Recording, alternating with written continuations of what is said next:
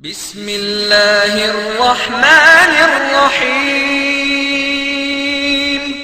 قل يا أهل الكتاب تعالوا إلى كلمة سواء بيننا وبينكم ألا نعبد إلا الله ولا نشرك به شيئا ولا يتخذ بعضنا بعضا أربابا من دون الله فإن تولوا فقولوا اشهدوا بأننا مسلمون. السلام عليكم. الحمد لله والصلاة والسلام على رسول الله وعلى آله وصحبه وسلم ما بعد. സ്നേഹം നിറഞ്ഞ സത്യവിശ്വാസികളെ, സഹോദരങ്ങളെ, സഹപ്രവർത്തകരെ, ഈ നാട്ടിൽ സത്യം അറിഞ്ഞ് അതനുസരിച്ച് ജീവിക്കുവാൻ കൊതിക്കുന്ന നല്ലവരായ നാട്ടുകാരെ, നിച്ച് ഓഫ് ട്രൂത്തിൻ്റെ ബാനറിൽ മുസ്ലിങ്ങൾ ആദരിക്കുന്ന യേശു എന്ന ടൈറ്റിലുള്ള പ്രോഗ്രാമാണ് ഇവിടെ നടക്കാൻ പോകുന്നത്. ഈ സ്നേഹ സംഗമം കേരളത്തിലെ, ഇന്ത്യയിലെ തന്നെയും രണ്ട് പ്രബല മതസമൂഹങ്ങൾ തമ്മിൽ കൂടുതൽ അറിയുവാനും പങ്കുവയ്ക്കുവാനുമുള്ള ഒരവസരമാണ്. അതുകൊണ്ട് തന്നെ അത്തരത്തിലുള്ള ഒരു താല്പര്യം മുൻനിർത്തി തന്നെയാണ് നിച്ച് ഓഫ് ട്രൂത്ത് ഇത്തരത്തിലുള്ള ഒരു പ്രോഗ്രാം സംഘടിപ്പിക്കുന്നത്. എല്ലാവരെയും ഒരൊറ്റ വാക്കിൽ ഇതിലേക്ക് സ്വാഗതം ചെയ്യുകയാണ്. ഇതിൻ്റെ ആമുഖ ഭാഷണം നിർവഹിക്കുന്നതിന് വേണ്ടി നിച്ച് ഓഫ് ട്രൂത്തിൻ്റെ ആദ്യകാല പ്രവർത്തകരിലൊരാളായ NV സാലിം സാഹിബിനെ ക്ഷണിക്കുന്നു. അസ്സലാമു അലൈക്കും. അൽഹംദുലില്ലാ നഹ്മദുഹു വനസ്തഈനുഹു വനുഅ്മിനു ബിഹി വനതവക്കലു അലൈഹി വനഊദു ബില്ലാഹി മിൻ ശുറൂരി അൻഫുസിനാ വമിൻ സയ്യിആതി അഅമാലിനാ മൻ യഹ്ദിഹില്ലാഹു ഫലാ മുളില്ല ലഹു വമൻ യുളിൽ ഫലാ ഹാദിയ ലഹു വഅശ്ഹദു അല്ലാ ഇലാഹ ഇല്ലല്ലാഹു വഹ്ദഹു ലാ ശരീക ലഹു വഅശ്ഹദു അന്ന മുഹമ്മദൻ അബ്ദുഹു വറസൂലുഹു. അല്ലാഹുമ്മ സ്വല്ലി അലാ മുഹമ്മദിൻ വഅലാ ആലി മുഹമ്മദ് കമാ സ്വല്ലൈത അലാ ഇബ്രാഹീമ വഅലാ ആലി ഇബ്രാഹീം. അല്ലാഹുമ്മ ബാരിക് അലാ മുഹമ്മദിൻ വഅലാ ആലി മുഹമ്മദ് കമാ ബാറക്ത അലാ ഇബ്രാഹീമ വഅലാ ആലി ഇബ്രാഹീം ഇന്നക ഹമീദും മജീദ്. അമ്മാ ബഅദ് ഫഇന്ന ഖൈറൽ ഹദീസ് കിതാബുല്ലാഹ് വഖൈറൽ ഹദി ഹദി മുഹമ്മദിൻ സല്ലല്ലാഹു അലൈഹി വസല്ലം വശറൽ ഉമൂരി മുഹ്ദസാതുഹാ വകുല്ല മുഹ്ദസത്തിൻ ബിദ്അ വകുല്ല ബിദ്അത്തിൻ ളലാല വകുല്ല ളലാലത്തിൻ ഫിന്നാർ. നമ്മൾ ഇവിടെ കൂടിയിരിക്കുന്നത് യഥാർത്ഥത്തിൽ ഖുർആനിൻ്റെയും അതുപോലെ ബൈബിളിൻ്റെയും അടിസ്ഥാനത്തിൽ ഈസാ അലൈഹിസ്സലാം, യേശു ക്രിസ്തു ആരാണ് എന്നും മുസ്ലിങ്ങൾ അദ്ദേഹത്തെ എത്രമാത്രം ആദരിക്കുകയും ബഹുമാനിക്കുകയും സ്നേഹിക്കുകയും ചെയ്യുന്നുണ്ട് എന്നുള്ളത് രേഖകളുടെ അടിസ്ഥാനത്തിൽ ശ്രവിക്കാൻ വേണ്ടിയിട്ടാണ്. മുസ്ലിങ്ങൾ യേശുക്രിസ്തുവെ ഒരു മഹാനായ പ്രവാചകനായി, ദൈവത്തിൻ്റെ പടച്ച തമ്പുരാൻ്റെ ദൂതനായി വിശ്വസിക്കുന്നു. അതുപോലെ നമുക്കെല്ലാം പരിചയമുള്ള പടച്ച തമ്പുരാൻ്റെ ദൂതന്മാർ എല്ലാ സമുദായങ്ങളിലും കഴിഞ്ഞു പോയിട്ടുണ്ട്. അവർ ആ സമുദായങ്ങൾ ഏതേത് സമുദായങ്ങളിലേക്കാണോ അവരെ പടച്ച തമ്പുരാൻ അയച്ചിട്ടുള്ളത്, ആ സമൂഹത്തിൽ അവർ മനുഷ്യൻ്റെ ജീവിതത്തിൻ്റെ ലക്ഷ്യം മനുഷ്യൻ്റെ മരണാനന്തരം അവനെന്ത് സംഭവിക്കാൻ പോകുന്നുണ്ട്, ഇവിടെ എങ്ങനെ ജീവിക്കണം, എങ്ങനെ ജീവിച്ചുകൂടാ, എന്ത് വിശ്വസിക്കണം, എന്ത് വിശ്വസിച്ചുകൂടാ എന്നുള്ള കാര്യങ്ങൾ അവൻ്റെ ദൂതന്മാർ മുഖേന നമുക്ക് അറിയിച്ചു തന്നിട്ടുണ്ട്. എല്ലാ സ്ഥലങ്ങളിലും എല്ലാ സമുദായങ്ങളിലും അവൻ്റെ ദൂതന്മാർ വന്നിട്ടുണ്ട്. ആ കൂട്ടത്തിൽ 5 ദൂതന്മാരെ പറ്റി ഏറ്റവും പ്രധാനപ്പെട്ട ദൂതന്മാരായി മുസ്ലിങ്ങൾ പരിചയപ്പെടുത്തുന്നു. ഖുർആനും ഹദീസും അവരെ പരിചയപ്പെടുത്തുന്നു. ആ നാമങ്ങൾ എല്ലാവർക്കും അറിയാം. അതിൽപ്പെട്ട മഹാനായ മുസ്ലിങ്ങൾ അങ്ങേയറ്റം ആദരിക്കുന്ന ഒരു ദൂതനാണ് യേശു ക്രിസ്തു. അറബി ഭാഷയിൽ, ഖുർആനിൻ്റെ ഭാഷയിൽ ഈസ അലൈഹിസ്സലാം. അദ്ദേഹത്തിൽ വിശ്വസിക്കാത്ത ഒരാളും തന്നെ മുസ്ലിമാകുന്നില്ല. അതുപോലെ തന്നെ മുൻകഴിഞ്ഞു പോയ എല്ലാ പ്രവാചകന്മാരിലും വിശ്വസിക്കൽ ഒരു മുസ്ലിമിന് മുസ്ലിമാവാൻ നിർബന്ധമാണ്. ഏതെങ്കിലും ഒരു പ്രവാചകനെ ഇകഴ്ത്തുകയോ മോശപ്പെട്ടവരായി മനസ്സിലാക്കുകയോ ചെയ്തിട്ടുണ്ടെങ്കിൽ ആ നിമിഷം മുതൽ അയാൾ മുസ്ലിം അല്ലാതായിത്തീരും. ഇതാണ് ഇസ്ലാമിൻ്റെ പ്രത്യേകത. അതുകൊണ്ട് തന്നെ ഈ പ്രവാചകന്മാരുടെ വചനങ്ങളായി വന്നിട്ടുള്ള കാര്യങ്ങൾ സത്യസന്ധമായി അവരിൽ നിന്ന് വന്നതാണ് എന്ന് ബോധ്യപ്പെട്ടാൽ അത് വിശ്വസിക്കുകയും സ്വീകരിക്കുകയും എൻ്റെയും നിങ്ങളുടെയും എല്ലാവരുടെയും ബാധ്യതയാണ്. അതുകൊണ്ട് തന്നെ വേദഗ്രന്ഥം വായിക്കുന്ന അവസരത്തിൽ നാം പ്രത്യേകം ശ്രദ്ധിക്കേണ്ട കാര്യം, പ്രവാചകന്മാരുടെ വചനങ്ങളിൽ നിന്ന് നമുക്ക്, ദൈവദൂതന്മാരുടെ വചനങ്ങളിൽ നിന്ന് നമുക്ക് എന്ത് മനസ്സിലാക്കാൻ കഴിയും എന്നതിനെ നമ്മൾ വ്യക്തമായി തന്നെ നമ്മൾ മാറ്റി നിർത്തി പ്രത്യേകം പരിഗണിക്കേണ്ടതുണ്ട്. അതുകൊണ്ട് എൻ്റെ സുഹൃത്തുക്കളോട് എനിക്ക് പറയാനുള്ളത്, ബൈബിൾ വായിക്കുന്ന അവസരത്തിൽ നിങ്ങൾ ദൂതന്മാരുടെ വചനങ്ങൾക്ക് കൊടുക്കുന്ന പ്രാധാന്യം ദൂതന്മാരല്ലാത്തവരുടെ വചനങ്ങൾക്ക് കൊടുക്കുന്നത് യഥാർത്ഥത്തിൽ ശരിയല്ല. യേശു ക്രിസ്തുവെ, ഈസാ അലൈഹിസ്സലാമയെ നാം മനസ്സിലാക്കേണ്ടത് അദ്ദേഹത്തിൻ്റെ വചനങ്ങളിലൂടെയാണ്. അദ്ദേഹം പറഞ്ഞതിൽ നിന്ന് നേർക്ക് നേരെ നാം കാര്യങ്ങൾ വ്യാഖ്യാനിക്കാതെ തന്നെ നേർക്ക് നേരെ നമ്മൾ മനസ്സിലാക്കിയെടുക്കണം. അങ്ങനെ മനസ്സിലാക്കിയെടുക്കുകയാണെങ്കിൽ സത്യത്തിൽ അദ്ദേഹം നമ്മെ പഠിപ്പിച്ച കാര്യത്തിൽ നമുക്ക് ശരിക്കും എത്തിച്ചേരാൻ സാധിക്കും. എനിക്ക് ശേഷമുള്ള വിഷയാവതരണത്തിലും പ്രസംഗങ്ങളിലും അതിനുശേഷം വളരെ സ്വതന്ത്രമായി ചോദ്യം ചോദിക്കാനുള്ള, സംശയം നിവർത്തിക്കാനുള്ള അവസരം ഇവിടെ നമ്മൾ ഒരുക്കിയിട്ടുണ്ട്. ആ അവസരങ്ങളൊക്കെ ഉപയോഗിച്ചുകൊണ്ട് നാം തേടേണ്ടത് സത്യം എന്താണോ അതാണ്. സത്യത്തിന് വർഗീയതയില്ല. സത്യം എല്ലാവരുടെയും സ്വത്താണ്, എൻ്റെയും നിങ്ങളുടെയും ഒക്കെ സ്വത്താണ്. എവിടെ നിന്നത് കണ്ടു കിട്ടിയിട്ടുണ്ടെങ്കിലും അത് തൻ്റേതാണ്, എൻ്റെ സ്വന്തമാണ് എന്ന ഇഷ്ടത്തോടു കൂടി അത് സ്വീകരിക്കണം.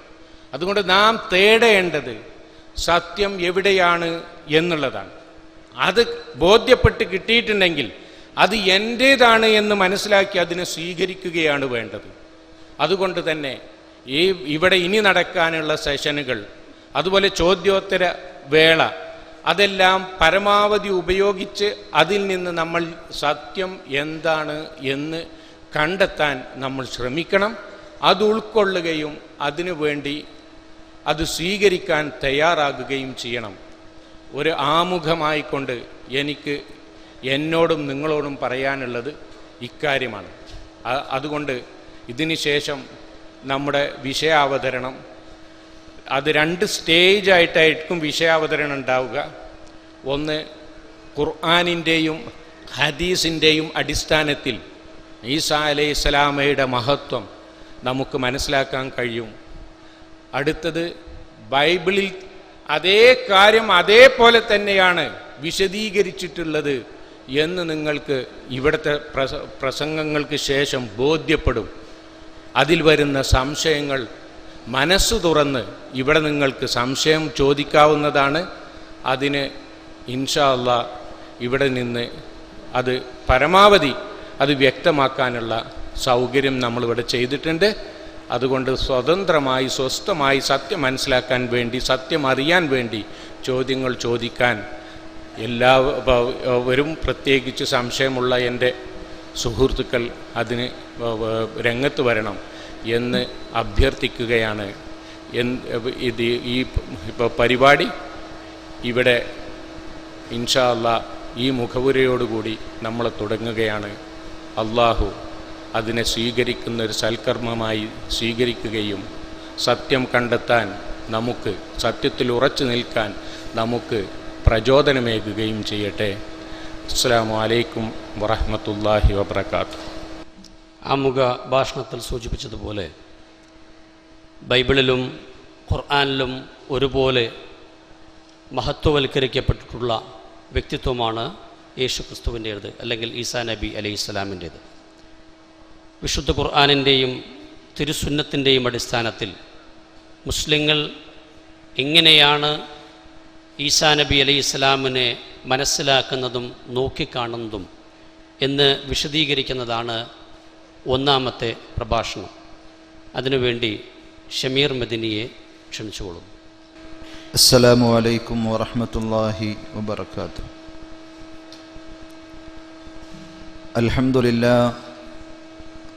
അൽഹംദുലില്ലാഹി റബ്ബിൽ ആലമീൻ വൽ ആഖിബത്തു ലിൽ മുത്തഖീൻ വലാ ഉദ്വാന ഇല്ലാ അലൽ ളാലിമീൻ. സല്ലല്ലാഹു അലാ നബിയ്യിനാ മുഹമ്മദിൻ വഅലാ ആലിഹി വഅസ്ഹാബിഹി വസല്ലമ തസ്ലീമൻ കസീറാ. يا أيها الذين آمنوا اتقوا الله حق تقاته ولا تموتن إلا وأنتم مسلمون. يا أيها الناس اتقوا ربكم الذي خلقكم من نفس واحدة وخلق منها زوجها وبث منهما رجالا كثيرا ونساء واتقوا الله الذي تساءلون به والأرحام إن الله كان عليكم رقيبا. يا أيها الذين آمنوا اتقوا الله وقولوا قولا سديدا يصلح لكم أعمالكم ويغفر لكم ذنوبكم ومن يطع الله ورسوله فقد فاز فوزا عظيما. أما بعد فإن خير الكلام كلام الله وخير السنن سنن محمد صلى الله عليه وسلم وشر الأمور محدثاتها وكل محدثة بدعة وكل بدعة ضلالة وكل ضلالة في النار. أعوذ بالله السميع العليم من الشيطان الرجيم. بسم الله الرحمن الرحيم. يا أهل الكتاب لا تغلوا في دينكم ولا تقولوا على الله إلا الحق إنما المسيح عيسى ابن مريم رسول الله وكلمته ألقاها إلى مريم وروح منه فآمنوا بالله ورسله ولا تقولوا ثلاثا انتهوا خيرا لكم إنما الله إله واحد سبحانه أن يكون له ولد له ما في السماوات وما في الأرض وكفى بالله وكيلا.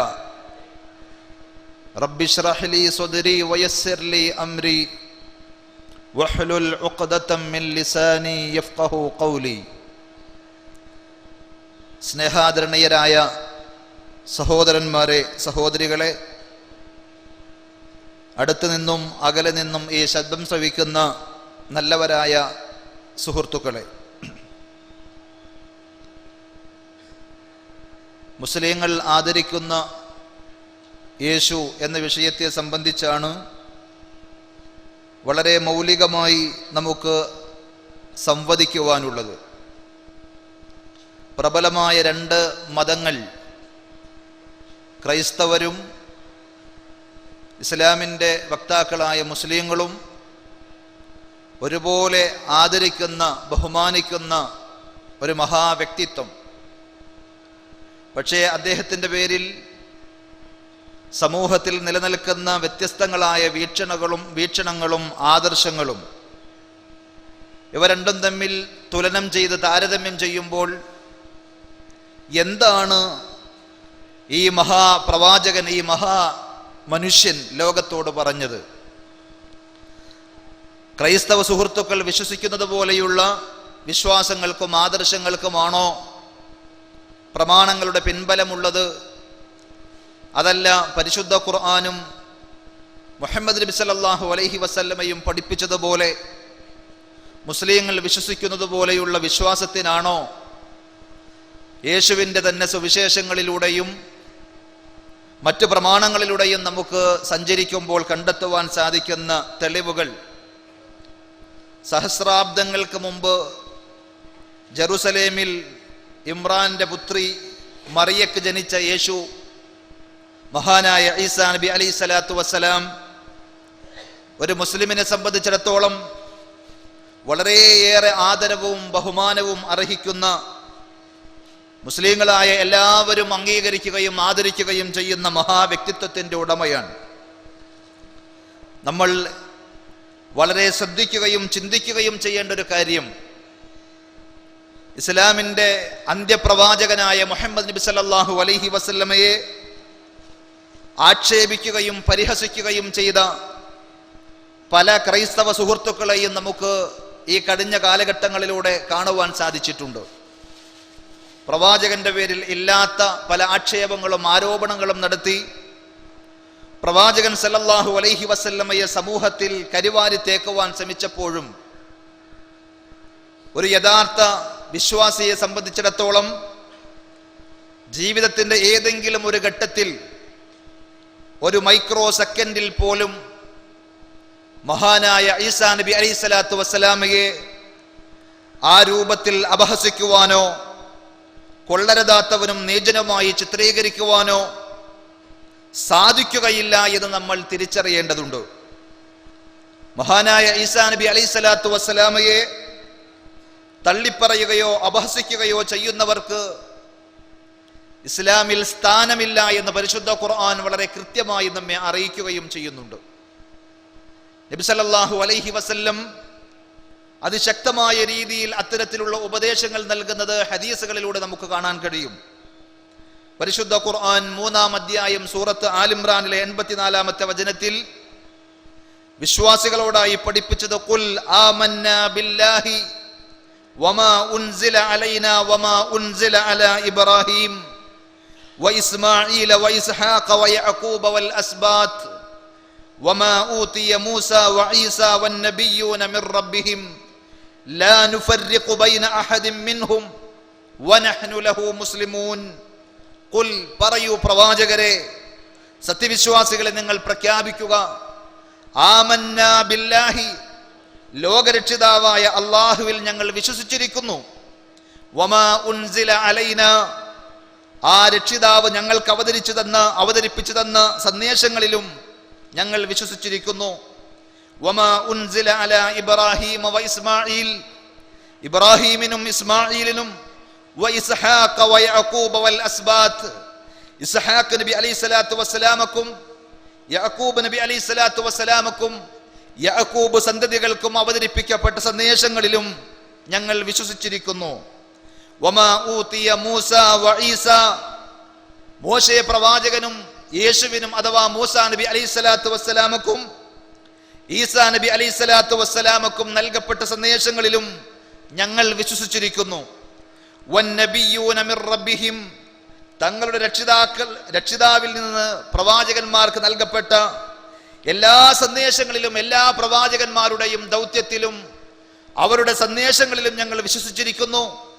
ലാ നുഫർരിഖു ബൈന അഹദിൻ മിൻഹും, ആ പ്രവാചകന്മാരുടെ കൂട്ടത്തിൽ ചിലരെ അംഗീകരിക്കുകയും വേറെ ചിലരെ അംഗീകരിക്കാതിരിക്കുകയും ചെയ്യുന്ന ഒരു രീതി ഞങ്ങളെ സംബന്ധിച്ചിടത്തോളം ഉണ്ടാവുകയില്ല.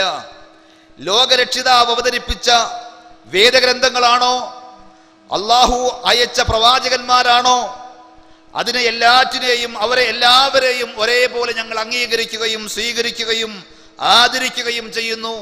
വനഹ്നു ലഹു മുസ്ലിമൂൻ, സർവലോക പരിപാലകനും സർവശക്തനുമായ പരമകാരുണ്യകനായ അള്ളാഹുവിന് കീഴൊതുങ്ങി ജീവിക്കുന്നവരാണ് ഞങ്ങൾ എന്ന് പ്രഖ്യാപിക്കുവാനാണ് ഖുർആൻ അതിൻ്റെ അനുയായികളോട്, വിശ്വാസികളോട് പറയുന്നത് എന്ന് ഈ വചനം വായിക്കുന്ന ആർക്കും കൃത്യമായി മനസ്സിലാക്കാൻ സാധിക്കുന്നതാണ്.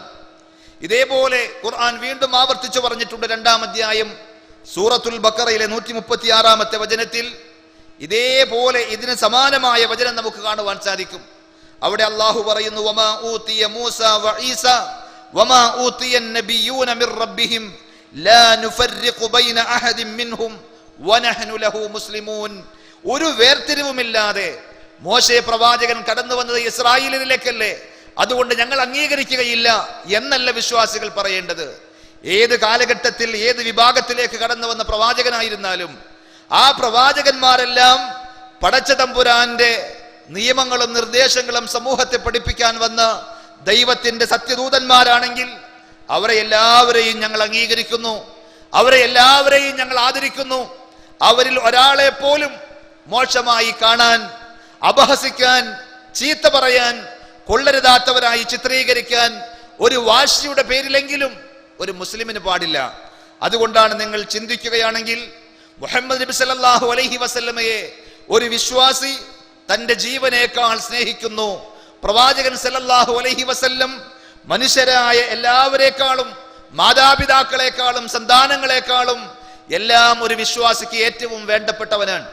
ആ പ്രവാചകനെ കൊള്ളരുതാത്തവരായി ആരെങ്കിലും ചീത്ത പറയുമ്പോൾ അതിന് പകരമെന്നോണം എങ്കിൽ നിങ്ങളുടെ യേശുവും മോശമാണ് എന്ന് പറയാൻ വിവേകമുള്ള, കാര്യങ്ങളെ കൃത്യമായി മനസ്സിലാക്കുന്ന ഒരു വിശ്വാസിക്ക് സാധിക്കുകയില്ല. മുഹമ്മദ് നബി സല്ലല്ലാഹു അലൈഹി വസല്ലമയെ ആദരിക്കുന്നത് പോലെ, അംഗീകരിക്കുന്നത് പോലെ മുസ്ലിം അംഗീകരിക്കുകയും ആദരിക്കുകയും ചെയ്യേണ്ടവനാണ് മഹാനായ ഈസാ നബി അലൈഹി സ്വലാത്തു വസ്സലാം എന്ന് സൂറത്തുൽ ബഖറയിലെ 136-ാമത്തെ ആയത്തിലും നമുക്ക് മനസ്സിലാക്കുവാൻ സാധിക്കും. 2-ാം അധ്യായം സൂറത്തുൽ ബഖറയുടെ അവസാന ഭാഗത്ത് 285-ാമത്തെ ആയത്തിലും വിശ്വാസികളുടെ നിലപാടായി അല്ലാഹു കൃത്യമായി പഠിപ്പിച്ചു.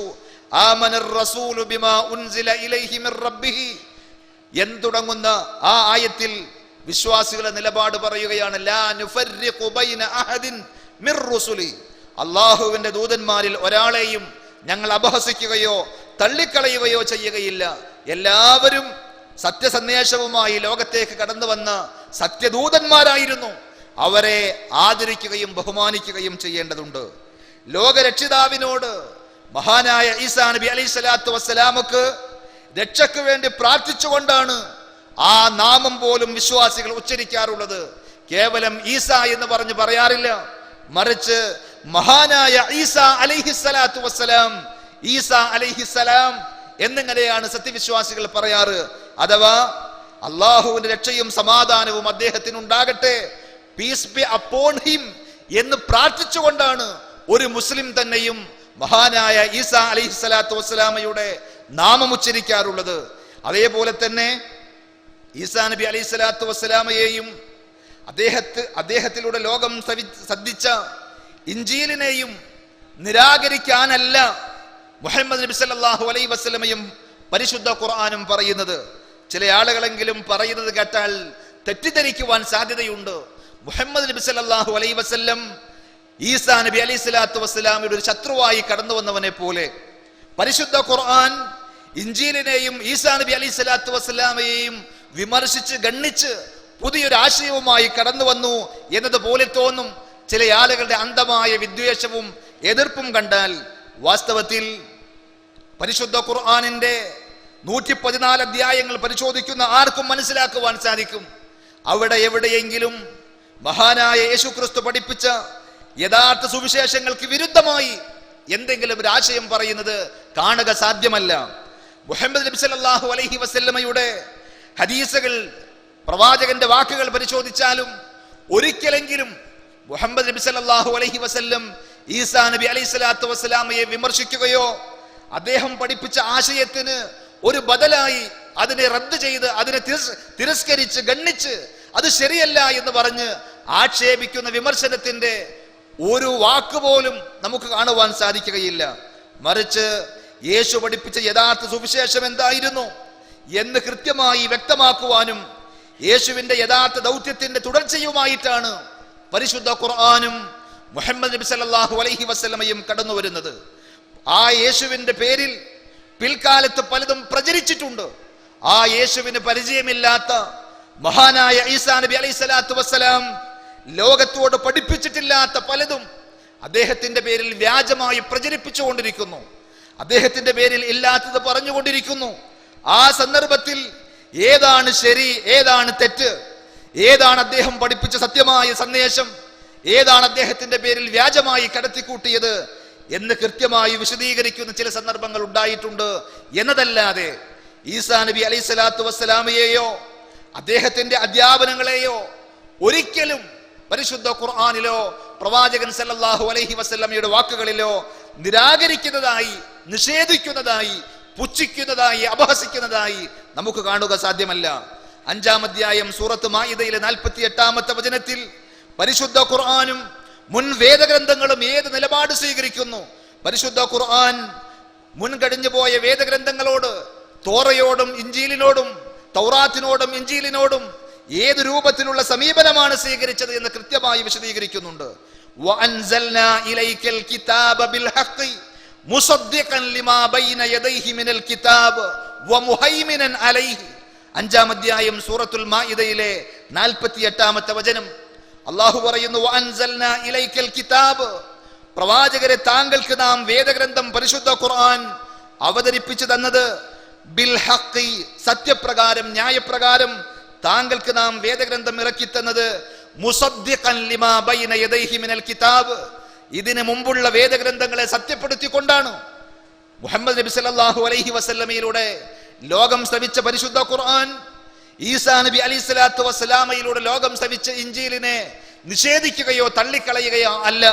അതിന്റെ ആശയങ്ങളെ, അടിസ്ഥാനപരമായ സന്ദേശങ്ങളെ സത്യപ്പെടുത്തിക്കൊണ്ട് തന്നെയാണ് വമുഹൈമിനൻ അലൈഹി, അതിന്റെ യഥാർത്ഥമായ സംരക്ഷണവുമായിട്ടാണ് ആ പ്രവാചകന്റെ പേരിലും ആ വേദഗ്രന്ഥത്തിന്റെ പേരിലും കടന്നുകൂടിയ പലതിനെയും നിരാകരിച്ചുകൊണ്ട് ശരിയായ ആശയവും ശരിയായ സുവിശേഷവും എന്താണ് എന്ന് കൃത്യമായി പഠിപ്പിക്കുകയാണ് ചെയ്യുന്നത് എന്ന് പരിശുദ്ധ ഖുർആൻ വ്യക്തമാക്കുന്നു. യേശുവിന്റെ മാതാവ് മറിയയുടെ പേരിൽ പരിശുദ്ധ ഖുർആനിൽ ഒരു അധ്യായമുണ്ട്. പരിശുദ്ധ ഖുർആനിലെ 19-ാം അധ്യായത്തിന്റെ പേര് സൂറത്ത് മറിയം എന്നാണ്, അഥവാ മറിയമിന്റെ പേരിലുള്ള ഒരു അധ്യായം.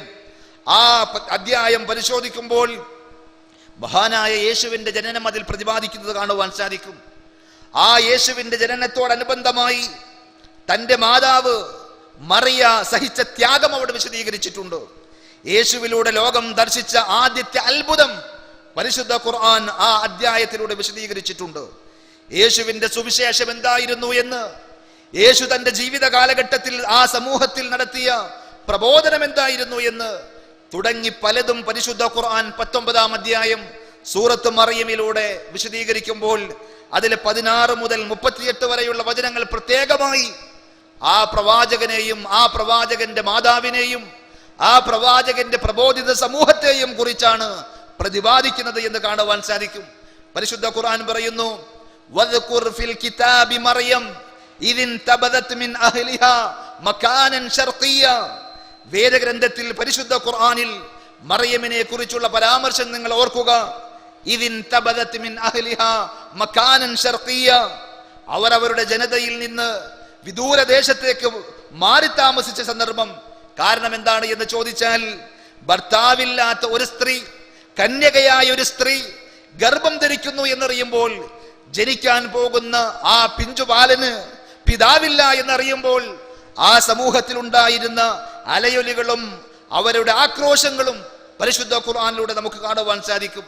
അവരെല്ലാവരും ആക്ഷേപിക്കുകയും പരിഹസിക്കുകയും ചെയ്തപ്പോൾ ആ പരിഹാസത്തിൽ മനം നൊന്തുകൊണ്ട് മഹദി മറിയം, ഈസാ നബി അലൈഹി സ്വലാത്തു വസ്സലാമയുടെ മാതാവ്, ആ സമൂഹത്തിൽ നിന്ന് മാറി താമസിക്കുന്ന രംഗം പരിശുദ്ധ ഖുർആൻ വിശദീകരിക്കുന്നു. ആ സന്ദർഭത്തിലെല്ലാം അവർക്ക് ആശ്വാസമായി പടച്ചവന്റെ ഭാഗത്ത് നിന്ന് സുവിശേഷങ്ങളും സന്തോഷ വാർത്തകളും വന്നത് ആ വചനങ്ങളിലൂടെ നമുക്ക് കാണുവാൻ സാധിക്കുന്നതാണ്. ഫനാദാഹാ മിൻ തഹ്തിഹാ അല്ലാ തഹ്സനി ഖദ് ജഅല റബ്ബുകി തഹ്തകി സരിയ. തീർച്ചയായും നിങ്ങൾ ദുഃഖിക്കേണ്ടതില്ല, വിഷമിക്കേണ്ടതില്ല. അല്ലാഹു സുബ്ഹാനഹു വ തആല നിന്റെ രക്ഷിതാവ് നിനക്ക് നല്ല ആശ്വാസത്തിന്റെ അനുഭവങ്ങളും അതേപോലെ തന്നെ നിനക്ക് കുടിക്കുവാനും അതേപോലെ ക്ഷീണമകറ്റുവാനും പാകത്തിന് എല്ലാ സൗകര്യവും ഒരുക്കിക്കൊണ്ട് ഒരു അരുവി തന്നെയും നിന്റെ താഴ്ഭാഗത്തുകൂടെ ഒഴുകുന്നതായി ഉണ്ടാക്കി തരുന്നതാണ് എന്നെല്ലാം പറഞ്ഞുകൊണ്ട് അവിടെ വിശദീകരിക്കുന്നു. അവിവേകികളായ ആളുകൾ പലതും പറഞ്ഞു. മറിയമിനെ സംബന്ധിച്ച് വ്യഭിചാരിണിയാണ് എന്നും ജനിക്കാൻ പോകുന്ന ആ പിഞ്ചു പൈതൽ ഒരു വേശ്യാവൃത്തിയുടെ ഉൽപ്പന്നമാണ് എന്നുമെല്ലാം പറഞ്ഞ് ആക്ഷേപിക്കുകയും പരിഹസിക്കുകയും ചെയ്യുമ്പോൾ അത്തരം അവിവേകികൾക്ക് ചെവി കൊടുക്കാതെ അതിനൊന്നും പ്രതികരിക്കേണ്ടതില്ല എന്ന് പറഞ്ഞ് മാന്യമായി മറിയയുടെ അസ്തിത്വവും വ്യക്തിത്വവും ചാരിത്രശുദ്ധിയും പരിരക്ഷിക്കുന്ന പരിശുദ്ധ ഖുർആന്റെ വാക്കുകൾ അവിടെ നമുക്ക് കാണുവാൻ സാധിക്കും. മഹാനായ യേശുവിന്റെ അത്ഭുതങ്ങളിൽ ഒന്നാമത്തെ അത്ഭുതമായി പരിശുദ്ധ ഖുർആൻ പറഞ്ഞത് തന്റെ മാതാവിന്റെ ചാരിത്രശുദ്ധിയിൽ സംശയിക്കുന്ന, തന്റെ മാതാവിനെ വേശ്യയായി വ്യഭിചാരിണിയായി മുദ്രകുത്തുന്ന ആ സമൂഹത്തെ നോക്കിക്കൊണ്ട് തൊട്ടിലിൽ കിടന്ന് ശൈശവകാലത്ത് പിഞ്ചുകുഞ്ഞായിരിക്കെ അത്ഭുതത്തോടുകൂടി സംസാരിച്ചു. ഖാല ഇന്നി അബ്ദുല്ലാഹി ആതാനിയൽ കിതാബ വജഅലനി നബിയ. ഈസാ നബി അലൈഹിസ്സലാത്തു വസ്സലാം എന്ന ആ പിഞ്ചു പൈതൽ തൊട്ടിലിൽ കിടന്നുകൊണ്ട് സംസാരിച്ചു, ഇന്നി അബ്ദുല്ലാ, ഞാൻ ദൈവദാസനാകുന്നു, അള്ളാഹുവിന്റെ ദാസനാകുന്നു, വജഅലനി നബിയ, അവൻ എന്നെ അവന്റെ ദൂതനാക്കിയിട്ടുണ്ട്, പ്രവാചകനാക്കിയിട്ടുണ്ട്. ഇങ്ങനെ അത്ഭുതകരമായി സംസാരിക്കുന്ന ഒരു ബാലന്റെ കഥയാണ് പരിശുദ്ധ ഖുർആൻ ഈസാ നബി അലൈഹിസ്സലാത്തു വസ്സലാമയിലൂടെ ലോകം ശ്രവിച്ച, ലോകം ശ്രദ്ധിച്ച ഒന്നാമത്തെ അത്ഭുതമായി പറയുന്നതെങ്കിൽ ബൈബിളിൽ ഇത്ര കൃത്യമായി, ഇത്ര മനോഹരമായി ഈസാ നബി അലൈഹിസ്സലാത്തു വസ്സലാമയെ സംബന്ധിച്ച് അനാവരണം ചെയ്യുന്ന, പരിചയപ്പെടുത്തുന്ന ഒരു പരാമർശം കാണുവാൻ സാധിക്കുമോ എന്ന് എന്റെ പ്രിയപ്പെട്ട ക്രൈസ്തവ സുഹൃത്തുക്കൾ ആലോചിക്കേണ്ടതുണ്ട്. പിന്നെ എങ്ങനെയാണ് ഇസ്ലാമും ഖുർആനും മുഹമ്മദ് നബി സല്ലല്ലാഹു അലൈഹി വസല്ലമയും ഈസാ നബി അലൈഹിസ്സലാത്തു വസ്സലാമയെ അപഹസിക്കുന്നു എന്നോ കൊച്ചാക്കി കാണിക്കുന്നു എന്നോ പറയുവാൻ പോയിട്ട് ആലോചിക്കുവാൻ പോലും നമുക്ക് സാധിക്കുമോ സഹോദരങ്ങളെ? ഒരിക്കലുമില്ല. പരിശുദ്ധ ഖുർആൻ തുടർന്ന് പറഞ്ഞു, ഈസാ നബി അലൈഹിസ്സലാത്തു വസ്സലാം അദ്ദേഹത്തിന്റെ ജീവിത കാലഘട്ടത്തിൽ ആ സമൂഹത്തോട് വിളിച്ചു പറഞ്ഞ ഏറ്റവും കാതലായ സന്ദേശം എന്തായിരുന്നു, അദ്ദേഹത്തിന്റെ സുവിശേഷം എന്തായിരുന്നു എന്ന് ആ 19-ാം അധ്യായം സ്വന്തം മാതാവിന്റെ പേരിൽ, ഈസാ നബി അലൈഹിസ്സലാത്തു വസ്സലാമയുടെ ഉമ്മയുടെ പേരിൽ പരിശുദ്ധ ഖുർആനിലുള്ള 19-ാം അധ്യായം സൂറത്ത് മറിയമിലെ 34-ാമത്തെ വചനത്തിൽ പറയുന്നു, ഈസാ നബി അലൈഹിസ്സലാത്തു വസ്സലാം ആ സമൂഹത്തോട് പറഞ്ഞത്, യേശു ക്രിസ്തു തന്റെ പ്രബോധിത സമൂഹത്തോട് ഉത്ബോധിപ്പിച്ചത്, വഇന്നല്ലാഹ റബ്ബി വറബ്ബുക്കും ഫഅബ്ദൂഹു ഹാദാ സിറാത്തും മുസ്തഖീം. എന്റെയും നിങ്ങളുടെയും രക്ഷിതാവ്, ഏക രക്ഷിതാവ്, എന്റെയും നിങ്ങളുടെയും രക്ഷിതാവ്, പരിപാലകൻ ഏകനായ അല്ലാഹു, അവനെ മാത്രമേ നിങ്ങൾ ആരാധിക്കാവൂ. ഹാദാ സിറാത്തും മുസ്തഖീം, ഇതാണ് നേരായ പാത, ഇതാണ് എനിക്ക് പറയുവാനുള്ള സ്ട്രൈറ്റ്, വളവുകളില്ലാത്ത, വക്രതയില്ലാത്ത നേരായ മാർഗം എന്ന് ഈസാ നബി അലൈഹിസ്സലാത്തു വസ്സലാം പഠിപ്പിക്കുന്നു. ലോകരക്ഷിതാവായ അല്ലാഹു എന്ന വാക്ക് കേൾക്കുമ്പോൾ ആർക്കും ഒരു കുറച്ചിലും ഒരു പ്രയാസവും തോന്നേണ്ടതില്ല.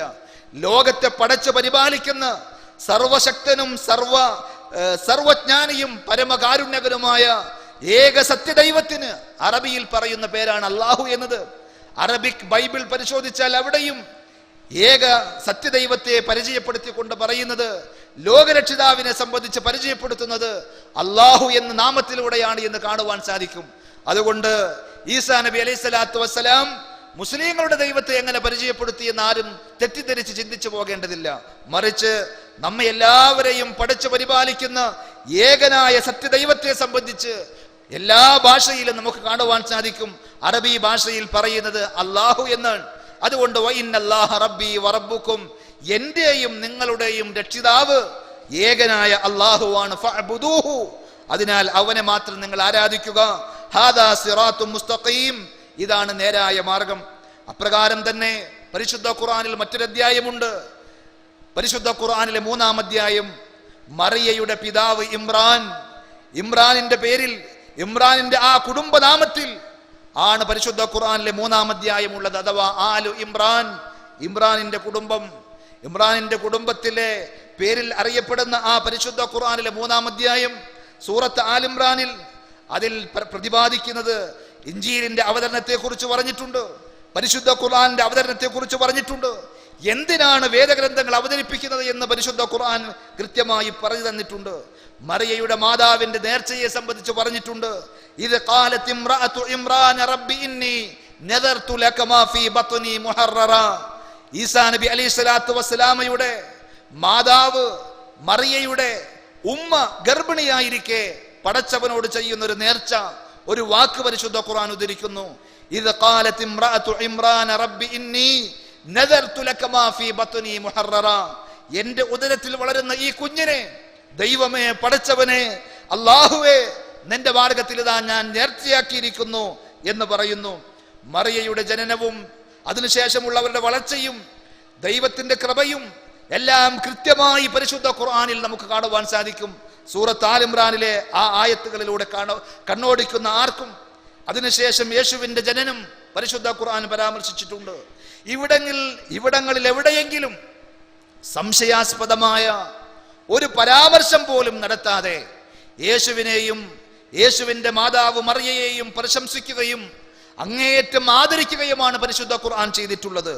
പരിശുദ്ധ ഖുർആനിലെ 3-ാം അധ്യായം സൂറത്ത് ആൽ ഇംറാൻ 42-43 മുതലുള്ള വചനങ്ങൾ പരിശോധിച്ചാൽ നമുക്ക് കാണാം, വഇദ ഖാലത്തിൽ മലായികതു യാ മറിയമു ഇന്നല്ലാഹ അസ്തഫാകി വതഹറകി വസ്തഫാകി അലാ നിസാഇൽ ആലമീൻ. ലോകരക്ഷിതാവായ അല്ലാഹുവിന്റെ മലായികത്തുകൾ വിളിച്ചു പറഞ്ഞു, മലക്കുകൾ പറഞ്ഞു മറിയയോട്, യാ മറിയം, അല്ലയോ മറിയമേ, ഇന്നല്ലാഹ അസ്തഫാകി, തീർച്ചയായും ലോകരക്ഷിതാവായ അല്ലാഹു നിന്നെ തെരഞ്ഞെടുത്തിരിക്കുന്നു. ഉത്കൃഷ്ടയായ വ്യക്തിത്വം എന്ന രീതിയിൽ വിശ്വാസികൾക്ക് മാതൃകയായി നിങ്ങളെ തെരഞ്ഞെടുത്തിരിക്കുന്നു. വതഹറകി വസ്തഫാകി അലാ നിസാഇൽ ആലമീൻ, ലോകത്തുള്ള സർവ്വ സ്ത്രീകൾക്കും ഒരു മാതൃകയായി, ഒരു നായകിയായി നിങ്ങളെ അല്ലാഹു പ്രത്യേകം തെരഞ്ഞെടുക്കുകയും നിങ്ങളെ വിശുദ്ധയായി പ്രഖ്യാപിക്കുകയും ചെയ്തിട്ടുണ്ട് എന്നാണ് പരിശുദ്ധ ഖുർആനിലൂടെ നമുക്ക് കാണുവാൻ സാധിക്കുന്നത്. അതേപോലെ ഈസാ നബി അലൈഹിസ്സലാത്തു വസ്സലാമയെ സംബന്ധിച്ച് പറഞ്ഞപ്പോഴും, ഇന്നല്ലാഹ യുബശ്ശിറുകി ബികലിമത്തിൻ മിൻഹു ഇസ്മുഹുൽ മസീഹു ഈസ ഇബ്നു മറിയം, മറിയമിന്റെ പുത്രൻ ഈസാ മിശിഹ, യേശു മിശിഹയെ സംബന്ധിച്ച് അല്ലാഹു കൃത്യമായി സന്തോഷവാർത്ത അറിയിക്കുന്നു. ദുനിയാവിലും ഈ ഐഹിക ജീവിതത്തിലും നാളെ പരലോകത്തും ഉന്നതമായ സ്ഥാനമുള്ള, അതേപോലെ പടച്ചവന്റെ അടുക്കലേക്ക് സമീപസ്ഥനായ ഒരു വ്യക്തിത്വമായിട്ടാണ് പരിശുദ്ധ ഖുർആൻ പറഞ്ഞത്. വജീഹം ഫിദ് ദുനിയാ വൽ ആഖിറ വമിനൽ മുഖറബീൻ. സൂറത്ത് ആൽ ഇംറാനിൽ 45-ാമത്തെ ആയത്തിൽ കാണുവാൻ സാധിക്കും. പിന്നീടുള്ള വചനങ്ങളിൽ നമുക്ക് സൂറത്ത് മറിയമിൽ കാണുവാൻ സാധിക്കുന്നത് യേശുവിലൂടെ ലോകം കണ്ട അത്ഭുതങ്ങളാണ്, യേശുവിന്റെ ദൗത്യമാണ്.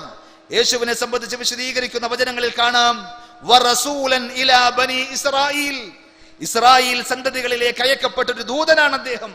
അന്നീ ഖദ് ജിഅ്തുകും ബിആയത്തിൻ മിർ റബ്ബിക്കും, അവരിലേക്ക് കടന്നു ചെന്ന ഈസാ നബി അലൈഹിസ്സലാത്തു വസ്സലാം, യേശു ക്രിസ്തു അവരോട് പറഞ്ഞു, ഞാൻ നിങ്ങൾക്ക് കൃത്യമായി വ്യക്തമായി ബോധ്യപ്പെടുന്ന രക്ഷിതാവിന്റെ പടച്ചവന്റെ ദൃഷ്ടാന്തങ്ങളുമായിട്ടാണ് കടന്നു വന്നിട്ടുള്ളത്. അന്നീ അഖ്ലുഖു ലക്കും മിനത് ത്വയ്നി കഹൈഅത്തി ത്വയ്രി ഫഅൻഫുഖു ഫീഹി ഫയകൂനു ത്വയ്റൻ ബിഇദ്നില്ലാ. കളിമണ്ണ് കൊണ്ട് ഒരു പക്ഷിയുടെ രൂപമുണ്ടാക്കും. ആ രൂപമുണ്ടാക്കിയിട്ട് അതിലേക്ക് ഞാൻ ഊതുമ്പോൾ ദൈവത്തിന്റെ അനുമതിയോടുകൂടി അള്ളാഹുവിന്റെ സമ്മതപ്രകാരം അത് ജീവനുള്ള പക്ഷിയായി ചിറകിട്ടടിച്ച് പാറിപ്പറന്നു പോകുന്നത് നിങ്ങൾക്ക് കാണുവാൻ സാധിക്കും.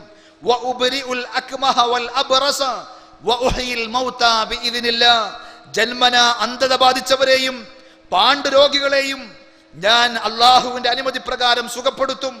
മരിച്ചുപോയ ആളുകളെ പടച്ചവന്റെ അനുമതിയോടുകൂടി ഞാൻ ഉയർത്തെഴുന്നേൽപ്പിക്കും, ജീവിപ്പിക്കും എന്നെല്ലാം പരിശുദ്ധ ഖുർആൻ ഈസാ നബി അലൈഹിസ്സലാത്തു വസ്സലാമയിലൂടെ ലോകം കണ്ട അത്ഭുതമായി പരിചയപ്പെടുത്തുന്നു. പക്ഷേ ആ അത്ഭുതങ്ങളെല്ലാം പരിചയപ്പെടുത്തുമ്പോൾ ഇത് ദൈവത്തിന്റെ മാത്രം പ്രത്യേകതയാണ്, അത് ദൈവത്തിലൂടെ മാത്രമേ പ്രത്യക്ഷപ്പെടുകയുള്ളൂ. അതുകൊണ്ട് തന്നെ ഈസാ നബി അലൈഹിസ്സലാത്തു വസ്സലാം ഒരു ദൈവമാണ് എന്നോ ദൈവപുത്രനാണ് എന്നോ അവിടെ എവിടെയും പരാമർശിച്ചിട്ടില്ല എന്ന് മാത്രമല്ല, അത്തരം ചിന്തകൾക്കും തെറ്റായ ധാരണകൾക്കും തിരുത്തു കൊടുക്കുകയാണ് പരിശുദ്ധ ഖുർആൻ ചെയ്തിട്ടുള്ളത്. ഇന്ന മസല ഈസാ ഇൻദല്ലാഹി കമസലി ആദം, ഈസാ നബി അലൈഹിസ്സലാത്തു വസ്സലാമയുടെ ജനനമാണ്.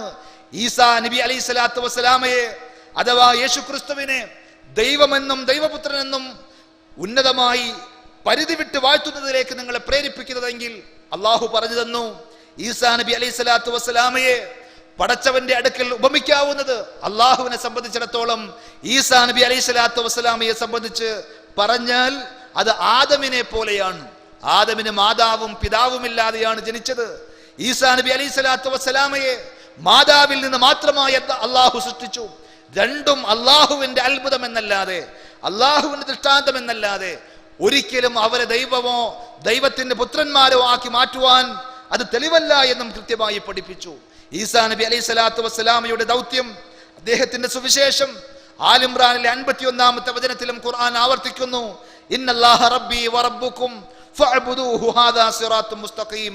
ലോകരക്ഷിതാവായ അല്ലാഹു എന്റെയും നിങ്ങളുടെയും രക്ഷകൻ, എന്റെയും നിങ്ങളുടെയും പരിപാലകൻ, എന്റെയും നിങ്ങളുടെയും സൃഷ്ടാവ്, അവനെ മാത്രമേ നിങ്ങൾ ആരാധിക്കാവൂ എന്ന് കൃത്യമായി പഠിപ്പിക്കുകയാണ് മഹാനായ ഈസാ നബി അലൈഹി സ്വലാത്തു വസ്സലാം.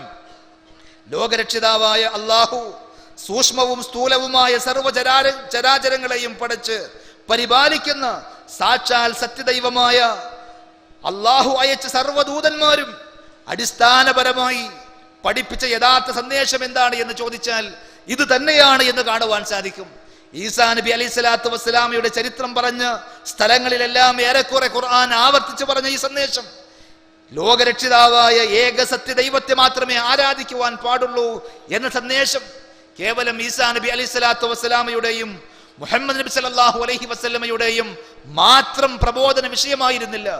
മറിച്ച് അല്ലാഹു പറയുന്നു, 21-ാം അധ്യായം പരിശുദ്ധ ഖുർആനിലെ സൂറത്തുൽ അംബിയാ അതിലെ 25-ാമത്തെ വചനത്തിൽ കാണാം, വമാ അർസൽനാ മിൻ ഖബ്ലിക മിർ റസൂലിൻ, പ്രവാചകരെ താങ്കൾക്ക് മുമ്പ് ഒരൊറ്റ ദൂതനെയും നാം അയച്ചിട്ടില്ല, ഇല്ലാ നൂഹി ഇലൈഹി അന്നഹു ലാ ഇലാഹ ഇല്ലാ അന ഫഅബ്ദൂൻ, എന്നെ മാത്രമേ ആരാധിക്കുവാൻ പാടുള്ളൂ, ഞാനല്ലാതെ ആരാധനക്ക് അർഹനായി നിങ്ങൾക്ക് മറ്റാരുമില്ല, അതുകൊണ്ട് എന്നെ നിങ്ങൾ ആരാധിക്കണം എന്ന സന്ദേശം നൽകിയിട്ടല്ലാതെ ലാ ഇലാഹ ഇല്ലല്ലാ എന്ന അടിസ്ഥാനപരമായ ആശയം പ്രബോധനം ചെയ്യാനല്ലാതെ, പ്രബോധനം ചെയ്തിട്ടല്ലാതെ ഒരൊറ്റ ദൈവദൂതനും ഈ ലോകത്തോട് കടന്നു വന്നിട്ടില്ല, ഈ ലോകത്തോട് പ്രബോധനം നടത്തിയിട്ടില്ല എന്ന് പരിശുദ്ധ ഖുർആൻ പറയുന്നു. അതിനപ്പുറം ഈസാ നബി അലൈഹി സ്വലാത്തു വസ്സലാം യേശു ക്രിസ്തു ഒന്നും പഠിപ്പിച്ചിട്ടില്ല. ഞാൻ ദൈവമാണ് എന്നോ ക്രൈസ്തവ സുഹൃത്തുക്കൾ ഇന്ന് വിശ്വസിക്കുന്ന രൂപത്തിൽ താൻ ഒരു ദൈവത്തിന്റെ പുത്രനാണ് എന്നോ ഒരിക്കലും ഈസാ നബി അലൈഹി സ്വലാത്തു വസ്സലാമയുടെ വാക്കുകളായി ബൈബിളിൽ പോലും നമുക്ക് കാണുക സാധ്യമല്ല സഹോദരങ്ങളെ. മറിച്ച് അദ്ദേഹം പറഞ്ഞത് ബൈബിളിൽ തന്നെ നമുക്ക് കാണുവാൻ സാധിക്കും. ബൈബിളിന്റെ വചനങ്ങൾ പരിശോധിച്ചാൽ ബൈബിൾ നമുക്ക് പറഞ്ഞു തരുന്നു, ഈസാ നബി അലൈഹി സ്വലാത്തു വസ്സലാമയുടെ മഹാനായ യേശു ക്രിസ്തുവിന്റെ സുവിശേഷമായി എല്ലാറ്റിലും മുഖ്യമായ കൽപ്പന ഏത് എന്ന ചോദ്യത്തിന് ഏറ്റവും മുഖ്യമായ സുപ്രധാനമായ കൽപ്പന എന്ന് യേശു ക്രിസ്തു പഠിപ്പിക്കുന്നത്, ഏറ്റവും പ്രധാനപ്പെട്ട കൽപ്പന എന്നത്, അല്ലയോ ഇസ്രായേലെ കേൾക്ക, നമ്മുടെ ദൈവമായ കർത്താവ് ഏക കർത്താവ്, നമ്മുടെ ദൈവമായ കർത്താവ് ഏക കർത്താവ്, അവനെ പൂർണ്ണ ഹൃദയത്തോടും പൂർണ്ണ മനസ്സോടും കൂടി സ്നേഹിക്കുവാനും അനുസരിക്കുവാനും അവന് കീഴൊതുങ്ങി ജീവിക്കുവാനും വേണ്ടിയിട്ടാണ് മാർക്കോസിന്റെ സുവിശേഷത്തിലെ 12-ാം അധ്യായത്തിൽ 28 മുതലുള്ള വചനങ്ങൾ പരിശോധിച്ചാൽ നമുക്ക് കാണുവാൻ സാധിക്കുന്നതെങ്കിൽ സഹോദരങ്ങൾ നമ്മളൊന്ന് ആലോചിച്ച് നോക്കണം, പ്രത്യേകം ശ്രദ്ധിക്കണം. യേശുവിന്റെ വചനം നിങ്ങളുടെ ദൈവമായ ഞങ്ങൾ ഏക കർത്താവ് എന്നല്ല, മറിച്ച് ഏറ്റവും മുഖ്യമായ കൽപ്പന ഇസ്രായേലെ കേൾക്ക, നമ്മുടെ ദൈവമായ കർത്താവ് ഏക കർത്താവ്. യേശുവിനെയും ആ പ്രബോധിത സമൂഹത്തെയും ഒരേപോലെ ചേർത്തുകൊണ്ട് അദ്ദേഹം പറയുന്നു, എന്റെയും നിങ്ങളുടെയും കർത്താവ് ഏക കർത്താവ് എന്നാണ്. നിങ്ങളുടെ ദൈവമായ ഞങ്ങൾ 3 പേർ എന്ന് നമുക്ക് കാണുവാൻ സാധിക്കുകയില്ല. ഇനിയും കടന്നുപോയാൽ കാണുവാൻ സാധിക്കും.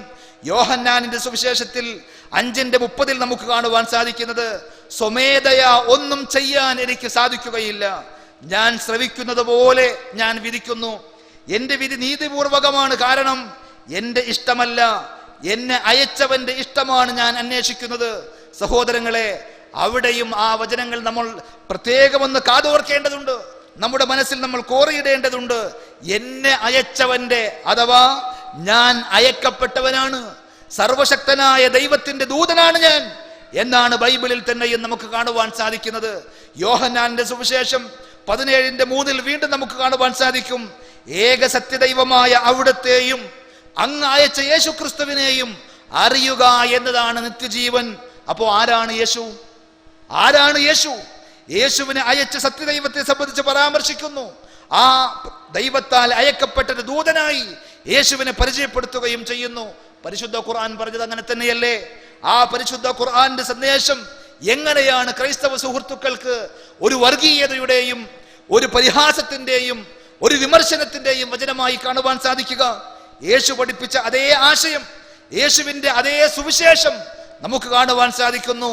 അപ്രകാരം തന്നെ ഈ ലോകത്തിന് ഒരു അന്ത്യമുണ്ട് സഹോദരങ്ങളെ. നമുക്കെല്ലാവർക്കും അറിയാം, എല്ലാവരും നശിച്ചുപോയി വീണ്ടും ഉയർത്തെഴുന്നേൽപ്പിക്കപ്പെടുന്ന ഒരു ദിവസം വരാനിരിക്കുന്നു. ദൈവിക മതവും വേദഗ്രന്ഥങ്ങളും എല്ലാം പഠിപ്പിച്ച യഥാർത്ഥ സത്യമാണ്, പരമപ്രധാനമായ യാഥാർത്ഥ്യമാണ് ഈ ലോകത്തിന്റെ അന്ത്യവും അതിനുശേഷമുള്ള ഒരു ഉയർത്തെഴുന്നേൽപ്പും അവിടെയുള്ള വിചാരണയും സ്വർഗവും നരകവുമെല്ലാം. എന്നാൽ ആ അന്ത്യസമയം എപ്പോഴാണ് സംഭവിക്കുക എന്നത് എല്ലാം അറിയുന്ന ഏക സത്യദൈവമായ ലോകരക്ഷിതാവിന്റെ മാത്രം പ്രത്യേകതയാണ്.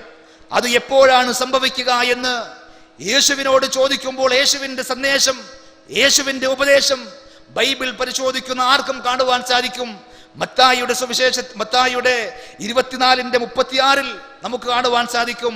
അദ്ദേഹത്തിന്റെ വാക്കുകളായി യേശുവിന്റെ വചനമായി നമുക്ക് കാണുവാൻ സാധിക്കുന്നത്, ആ നാളും നാഴികയും പിതാവല്ലാതെ സ്വർഗത്തിലെ ദൂതന്മാരോ പുത്രൻ പോലുമോ അറിയുകയില്ല എന്ന് പറയുമ്പോൾ ക്രൈസ്തവ സുഹൃത്തുക്കൾ ഒന്ന് ആലോചിച്ചു നോക്കണം. ഈ വചനം വായിക്കുന്ന ഒരു സത്യക്രിസ്ത്യാനിക്ക് എപ്രകാരമാണ് യേശുവിനെ സർവജ്ഞാനിയായ ദൈവമായി സ്വീകരിക്കുവാൻ സാധിക്കുക? ലോകത്തിന്റെ അവസാനം എപ്പോഴായിരിക്കും സംഭവിക്കുക എന്നത് തനിക്കറിയില്ല എന്ന് കൃത്യമായി പഠിപ്പിക്കുന്ന യേശുവിനെ എങ്ങനെയാണ് എല്ലാം അറിയുന്ന ദൈവം എന്ന് വിളിക്കുവാൻ സാധിക്കുക?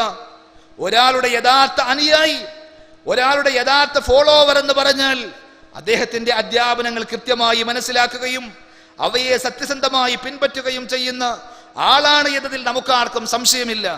ഈസാ നബി അലൈഹി സ്വലാത്തു വസ്സലാമയുടെ യഥാർത്ഥ അനുയായി ഈസാ നബി അലൈഹി സ്വലാത്തു വസ്സലാം അഥവാ യേശു ക്രിസ്തു ഉത്ബോധിപ്പിച്ച, പഠിപ്പിച്ച, പ്രചരിപ്പിച്ച ആശയങ്ങളെ സ്വീകരിക്കുകയും അതനുസരിച്ച് ജീവിക്കുകയും ചെയ്യുന്ന ആളായിരിക്കും. മുഹമ്മദ് നബി സല്ലല്ലാഹു അലൈഹി വസല്ലമയുടെ ഒരു യഥാർത്ഥ അനുയായി ആര് എന്ന് ചോദിച്ചാൽ മുസ്ലിങ്ങൾക്ക് ആർക്കും സംശയമില്ല.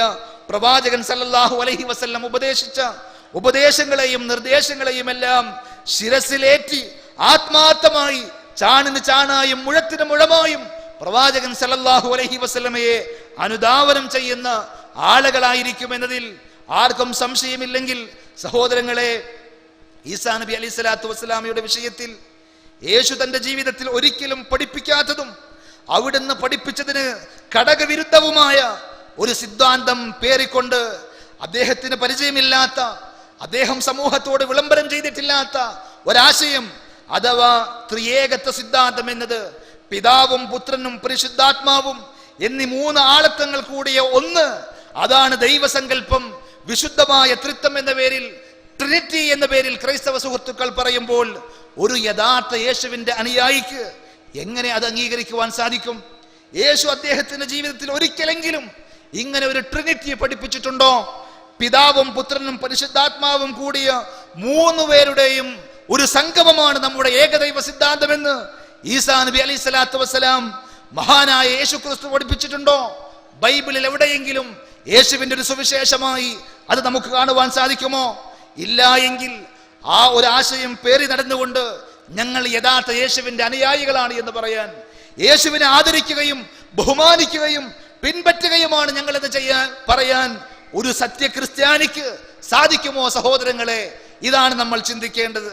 സർവശക്തനും പ്രാർത്ഥന കേൾക്കുന്നവനും കാരുണ്യവാനുമായ ഏക സത്യദൈവത്തെ കുറിച്ച് പരിചയപ്പെടുത്തുകയും അവനെ മാത്രം വിളിച്ച് പ്രാർത്ഥിക്കുകയും അവനോട് മാത്രം പ്രാർത്ഥിക്കാൻ പഠിപ്പിക്കുകയും ചെയ്ത മഹാനായ യേശുവിന്റെ അധ്യാപനങ്ങൾക്ക് വിരുദ്ധമായി യേശുവിനോട് തന്നെ പ്രാർത്ഥിക്കുന്നത് സഹോദരങ്ങളെ എങ്ങനെയാണ് യേശുവിന്റെ മാർഗമാവുക? നമ്മൾ ആലോചിക്കണം. ബൈബിളിന്റെ ഭാഷയിൽ തന്നെ പറഞ്ഞാൽ യേശുവിന്റെ പ്രാർത്ഥന നമുക്ക് കാണുവാൻ സാധിക്കും.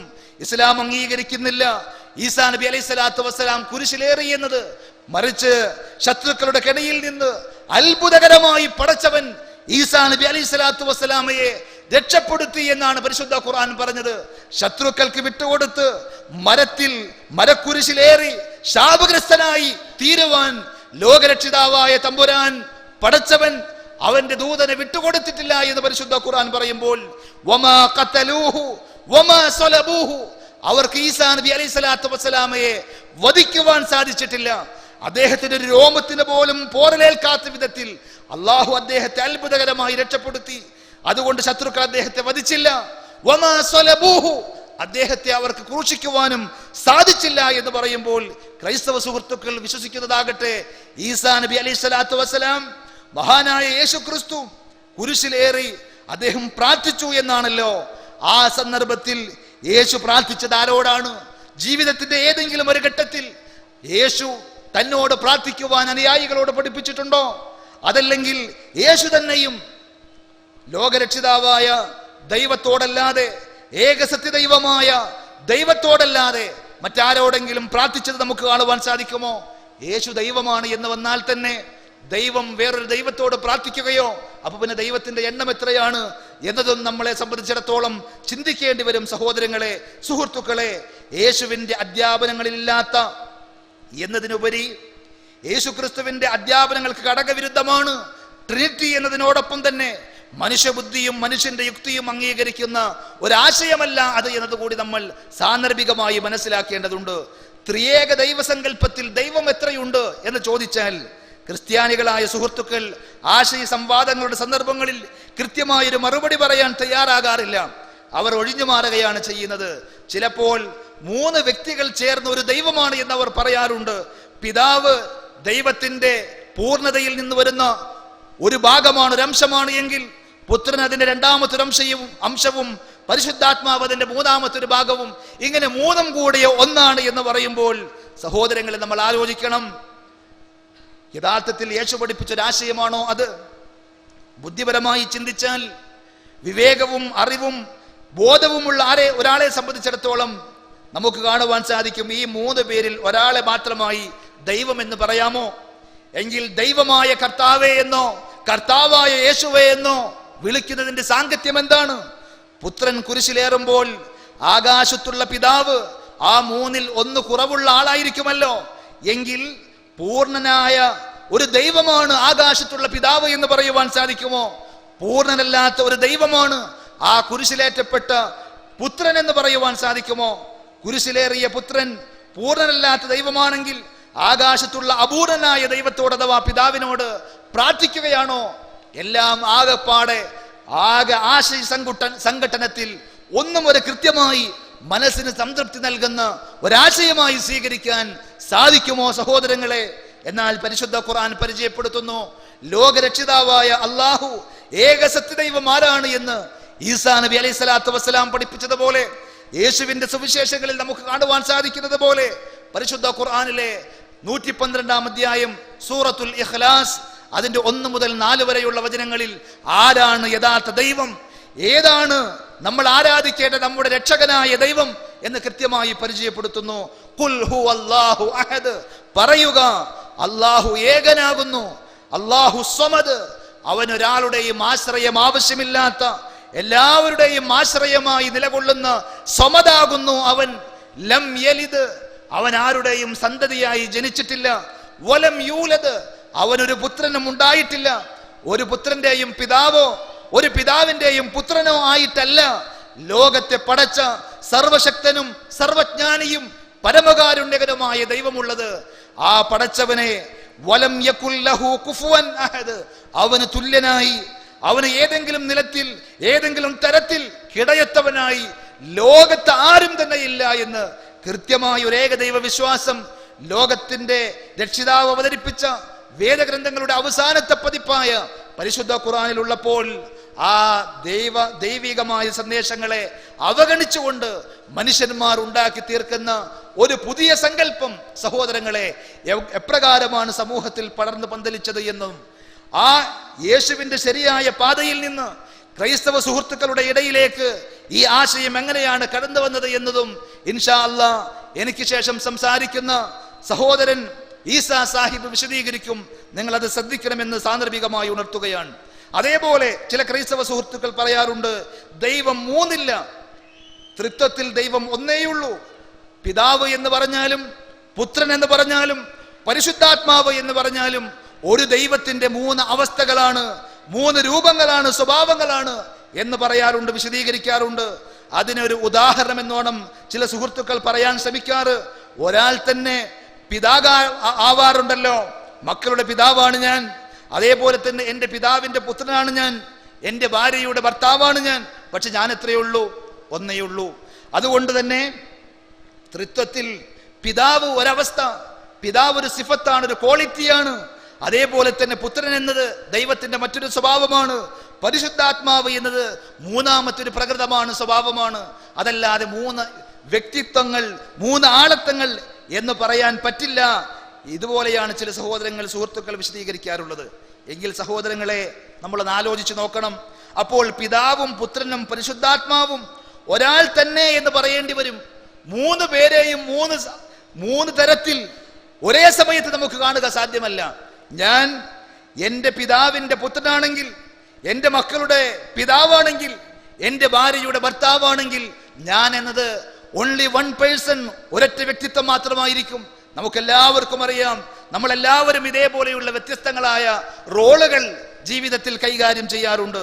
എങ്കിൽ ബൈബിളിൽ ദൈവത്തെ പരിചയപ്പെടുത്തുമ്പോൾ ഈ 3 ആളത്വങ്ങളെ വ്യത്യസ്തങ്ങളായ വ്യക്തിത്വങ്ങളായി, 3 പേഴ്സണുകളായി തന്നെ, 3 ആളത്വങ്ങളായി തന്നെ കാണുവാൻ നമുക്ക് സാധിക്കും. ബൈബിൾ വേറിട്ട ഒരു സാന്നിധ്യം നമുക്ക് കാണുവാൻ സാധിക്കും. 3 പേരെയും ഒരൊറ്റ സാന്നിധ്യത്തിലല്ല, ഒരൊറ്റ വ്യക്തിത്വമായിട്ടല്ല, 3 പേരെയും 3 രൂപത്തിൽ തന്നെ നമുക്ക് കാണുവാൻ സാധിക്കും. ഞാൻ നേരത്തെ സൂചിപ്പിച്ചതുപോലെ ക്രൈസ്തവ സുഹൃത്തുക്കൾ അവരുടെ അടിസ്ഥാന വിഷയമായി കാണുന്ന ക്രൂശീകരണവുമായി ബന്ധപ്പെട്ട് തന്നെ പറഞ്ഞാൽ, യേശു എന്ന വ്യക്തിത്വം അഥവാ പുത്രൻ കുരിശിൽ കിടന്നുകൊണ്ട് മറ്റൊരു ദൈവത്തിന്റെ ഭാഗമായ പിതാവിനോട് പ്രാർത്ഥിക്കുന്നത് നമുക്ക് കാണുവാൻ സാധിക്കും. അപ്പൊ പിതാവും പുത്രനും ഒന്ന് തന്നെയാണോ? ആലോചിക്കണം നമ്മൾ. പുത്രനെ ശത്രുക്കൾ മർദ്ദിച്ചപ്പോൾ പിതാവും പരിശുദ്ധാത്മാവും ആ മർദ്ദനത്തിൽ ഭാഗവാക്കായിട്ടുണ്ടോ, മർദ്ദിക്കപ്പെട്ടിട്ടുണ്ടോ? നമ്മൾ ചിന്തിക്കേണ്ടതാണ്. കുരിശിൽ കിടന്ന് പ്രാർത്ഥിച്ചത് 3 പേരും കൂടിയാണോ? പിതാവ് പ്രാർത്ഥിച്ചിട്ടുണ്ടോ? പരിശുദ്ധാത്മാവ് പ്രാർത്ഥിച്ചിട്ടുണ്ടോ? പുത്രൻ മാത്രമാണ് പ്രാർത്ഥിച്ചതെന്നല്ലേ നമ്മൾ മനസ്സിലാക്കാറ്. എങ്കിൽ ആരോട് പ്രാർത്ഥിച്ചു? 3 പേരും ഒരു ദൈവത്തിന്റെ 3 ക്വാളിറ്റി ആണെങ്കിൽ പുത്രൻ പ്രാർത്ഥിക്കുന്നത് ആരോട്? പുത്രൻ ദൈവമാകുമ്പോൾ ദൈവം ദൈവത്തോട് പ്രാർത്ഥിച്ചു എന്നാണോ വരിക? കുരിശിൽ മരിച്ചതും കല്ലറയിൽ കിടന്നതും 3 ദൈവത്തിന്റെ ക്വാളിറ്റിയുടെ ഭാഗമായ ഒരു വ്യക്തിത്വമാണെങ്കിൽ, അഥവാ 3 കൂടിയ ഒന്നാണെങ്കിൽ, ഈ 3 പേരും ഒരേപോലെ കുരിശിൽ മരിക്കുകയും കല്ലറയിൽ കിടക്കുകയും കല്ലറയിൽ നിന്ന് ഉയർത്തെഴുന്നേൽക്കുകയും ചെയ്തു എന്ന് പറയേണ്ടി വരികയില്ലേ? ഇങ്ങനെ ബുദ്ധിപരമായി നോക്കിയാലും പ്രമാണങ്ങളിലൂടെ ചിന്തിച്ചാലും യേശുവിന്റെ സുവിശേഷങ്ങളിലൂടെ ആലോചിച്ച് നോക്കിയാലും നമുക്ക് കാണുവാൻ സാധിക്കും, ഒരിക്കലും യേശു പഠിപ്പിച്ചിട്ടില്ലാത്ത, യേശുവിന്റെ പേരിൽ പച്ചയായി ആരോപിക്കുന്ന ഒരു ആരോപണം മാത്രമാണ് വാസ്തവത്തിൽ യേശു ത്രിത്വം പഠിപ്പിച്ചു എന്നത്. യേശു ഒരു ത്രിയേകത്വ സിദ്ധാന്തം, ഒരു ട്രിനിറ്റി ലോകത്തോട് പറഞ്ഞു എന്നത് ഒരിക്കലും ഒരു യേശുവിന്റെ അനുയായിക്ക് പറയുവാൻ സാധിക്കുകയില്ല.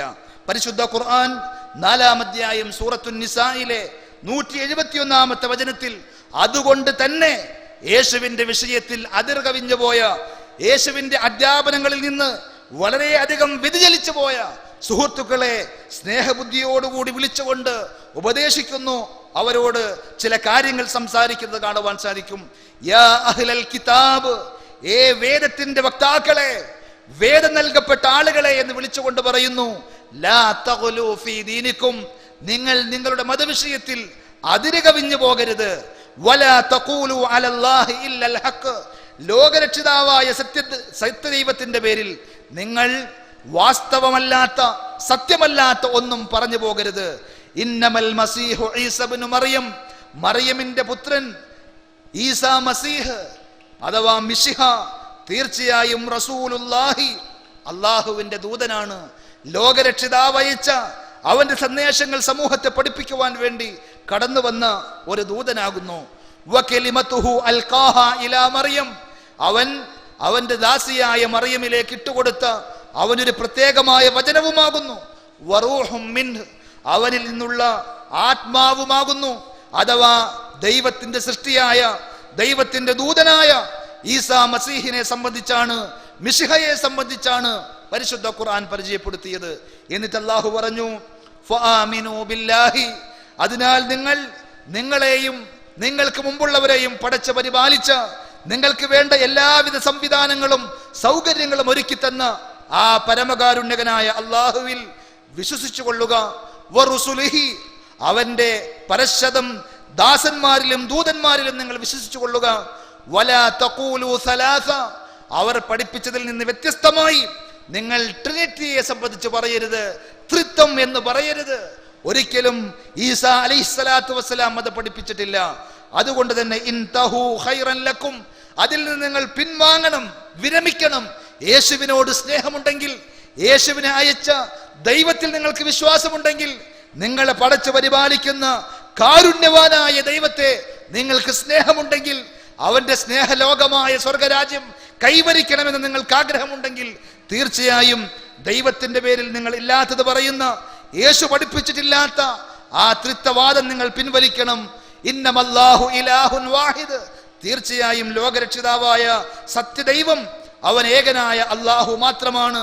സുബ്ഹാനഹു അൻ യകൂന ലഹു വലദ്, അവനൊരു സന്താനമുണ്ടാവുക എന്നത് ഒരിക്കലും അവന് യോജിച്ചതല്ല. അവൻ എത്രയോ പരിശുദ്ധനാണ്. സഹോദരങ്ങളെ, സമൂഹത്തിൽ ആദരിക്കപ്പെടുന്ന വ്യക്തിത്വങ്ങൾ, ഒരു മെത്രാപ്പൊലീത്തയെ സംബന്ധിച്ച്, മദർ തെരേസയെ സംബന്ധിച്ച്, അവർക്ക് നല്ലൊരു സുന്ദരനായ കുട്ടിയുണ്ടായി എന്ന് പറഞ്ഞാൽ അവരെ ആദരിക്കലും ബഹുമാനിക്കലുമാണ് എന്ന് എൻ്റെ സ്നേഹമുള്ള ക്രൈസ്തവ സുഹൃത്തുക്കൾ വിശ്വസിക്കുമെന്ന് എനിക്ക് തോന്നുന്നില്ല. മറിച്ച് അവരെ സംബന്ധിച്ച് അവർ പോപ്പുമാരായിരുന്നാലും മെത്രാപ്പൊലീത്തമാരായിരുന്നാലും അതേപോലെ മദർ തെരേസയെ പോലെയുള്ള വാഴ്ത്തപ്പെടുന്ന വ്യക്തിത്വങ്ങളായിരുന്നാലും അവർക്ക് മക്കളില്ല എന്നത് അവരുടെ പരിശുദ്ധിക്കും പവിത്രതക്കും ആദരണീയതക്കുമുള്ള ഒരു അംഗീകാരമായി കാണുന്നുവെങ്കിൽ, അവരെ എല്ലാവരെയും പടച്ച ലോകരക്ഷിതാവായ അള്ളാഹുവിന്, സത്യദൈവത്തിന് ഒരു സന്താനമുണ്ടായി എന്ന് പറയുന്നതിൽ നിങ്ങൾക്കൊരു മനസാക്ഷിക്കുത്തും തോന്നുന്നില്ലേ? അതാണ് ഖുർആൻ പറഞ്ഞത്, സുബ്ഹാനഹു അൻ യകൂന ലഹു വലദ്, അവന് മനുഷ്യന്മാരുടെ പ്രകൃതത്തിൽ നിന്ന് വ്യത്യസ്തമായി, സൃഷ്ടിജാലങ്ങളുടെ പ്രകൃതത്തിൽ നിന്ന് വ്യത്യസ്തമായി ഒരു സന്താനമുണ്ടാവുക എന്നത് അവനെ സംബന്ധിച്ചിടത്തോളം ഒരിക്കലും യോജിച്ചതല്ല. ലഹു മാ ഫിസ് സമാവാതി വമാ ഫിൽ അർദ്, ആകാശങ്ങളിലും ഭൂമിയിലും ഉള്ളതെല്ലാം അവന്റേതാണ്. വഖഫാ ബില്ലാഹി വകീല, അതുകൊണ്ട് ബരമേൽപ്പിക്കാൻ അല്ലാഹു തന്നെ മതി. സഹോദരങ്ങളെ, യേശുവിന്റെ യഥാർത്ഥ സുവിശേഷം എന്താണ് എന്ന് നമ്മൾ ഇനിയും അറിയേണ്ടിയിരിക്കുന്നു. യേശുവിന്റെ അധ്യാപനങ്ങളിൽ വിഗ്രഹത്തെ പ്രതിഷ്ഠിക്കുന്ന ഒരു രീതി നമുക്ക് കാണുവാൻ സാധിക്കുകയില്ല. മേലെ ആകാശത്തോ താഴെ വെള്ളത്തിലോ അതേപോലെ ഭൂമിയിൽ എവിടെയെങ്കിലും വസിക്കുന്ന വിഹരിക്കുന്ന ഏതെങ്കിലും ഒരു ജീവിയുടെ പ്രതിമയുണ്ടാക്കുന്നത്, പ്രതിഷ്ഠയുണ്ടാക്കുന്നത് ശക്തമായി വിലക്കിയിട്ടുണ്ട് യേശുവെങ്കിൽ, യേശുവിന്റെ കൽപ്പനയെ സ്നേഹിക്കുന്ന, യേശുവിന്റെ അധ്യാപനങ്ങളെ സ്വീകരിക്കുന്ന ഒരാൾക്ക് എങ്ങനെയാണ് പ്രതിമയുടെയും ഫോട്ടോയുടെയും വിഗ്രഹത്തിന്റെയും വക്താക്കളാകാൻ സാധിക്കുക? യേശുവിന്റെ അധ്യാപനങ്ങൾ ഇനിയും പരിശോധിച്ചാൽ ബൈബിളിലൂടെ തന്നെ കടന്നു പോകുന്ന ആളുകൾക്ക് കാണുവാൻ സാധിക്കും. മുസ്ലിങ്ങളായ സഹോദരങ്ങൾ മുഹമ്മദ് നബി സല്ലല്ലാഹു അലൈഹി വസല്ലം പഠിപ്പിച്ചതിന്റെ പേരിൽ സ്വീകരിക്കുന്ന പല രീതികളും, അസ്സലാമു അലൈക്കും എന്ന പ്രത്യഭിവാദ രീതി, അഭിവാദന രീതി, ശലോം അലൈക്കും എന്ന് യേശുവിന്റെ സുവിശേഷത്തിൽ നമുക്ക് കാണുവാൻ സാധിക്കുമ്പോൾ, ആ അഭിവാദന രീതിയിൽ പോലും യേശുവിന്റെ അനുയായികൾ എന്ന് പറയാൻ, യേശുവിന്റെ മാതൃക പിൻപറ്റുന്നവരെന്ന് അഭിമാനത്തോടു കൂടി പറയാൻ, യേശുവിനെ ആദരിക്കുന്നവർ എന്ന് സന്തോഷത്തോടു കൂടി പറയാൻ മുസ്ലിങ്ങളായ ആളുകൾക്ക് സാധിക്കുമ്പോൾ, അവിടെയെല്ലാം യേശുവിന്റെ സുവിശേഷങ്ങളെ നമ്മൾ വേണ്ട പോലെ ശ്രദ്ധിച്ചിട്ടുണ്ടോ എന്ന് ആലോചിക്കേണ്ടതുണ്ട്. ഞാൻ എൻ്റെ വാക്കുകൾ ഉപസംഹരിക്കുകയാണ്.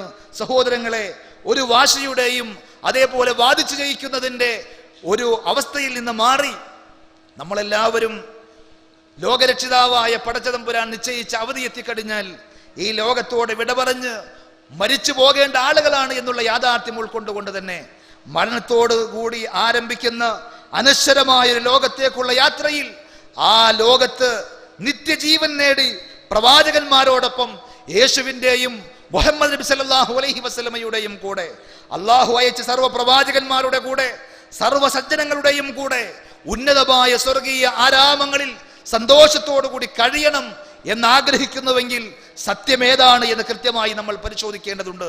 മാതാവ് ഒരു മതത്തിന്റെ ആളായി എന്നതിന്റെ പേരിൽ, പിതാവ് ഇന്ന ആശയത്തിന്റെ ആളായി എന്നതിന്റെ പേരിൽ മാത്രം ഞാനും ഇന്ന ആശയത്തിന്റെ വക്താവാണ് എന്ന് പറയുന്നതിനപ്പുറം യേശു പഠിപ്പിച്ച പ്രമാണങ്ങൾ പറഞ്ഞു തന്ന യഥാർത്ഥമായ സത്യത്തിന്റെ വഴിയിലാണ് ഞാൻ എന്ന് ഉറപ്പിക്കാൻ നമുക്ക് സാധിക്കേണ്ടതുണ്ട്.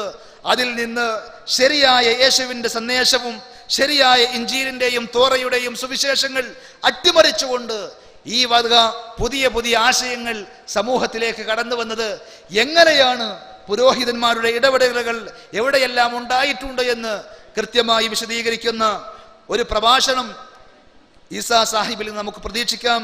സർവശക്തനായ അള്ളാഹു അദ്ദേഹത്തിനും അതിനുള്ള തൗഫീക്ക് അനുഗ്രഹം പ്രദാനം ചെയ്യുമാറാകട്ടെ എന്ന് പ്രാർത്ഥിച്ചുകൊണ്ട് എന്നെ ശ്രവിച്ച എല്ലാവർക്കും ഒരിക്കൽ കൂടി നന്ദി പറഞ്ഞുകൊണ്ട് ഞാൻ എൻ്റെ വാക്കുകൾ ഉപസംഹരിക്കുകയാണ്.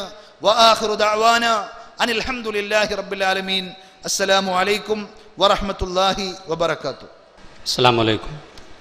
ആമുഖമില്ലാതെ മുഹമ്മദ് ഈസ സാഹിബിനെ വിളിക്കുകയാണ്.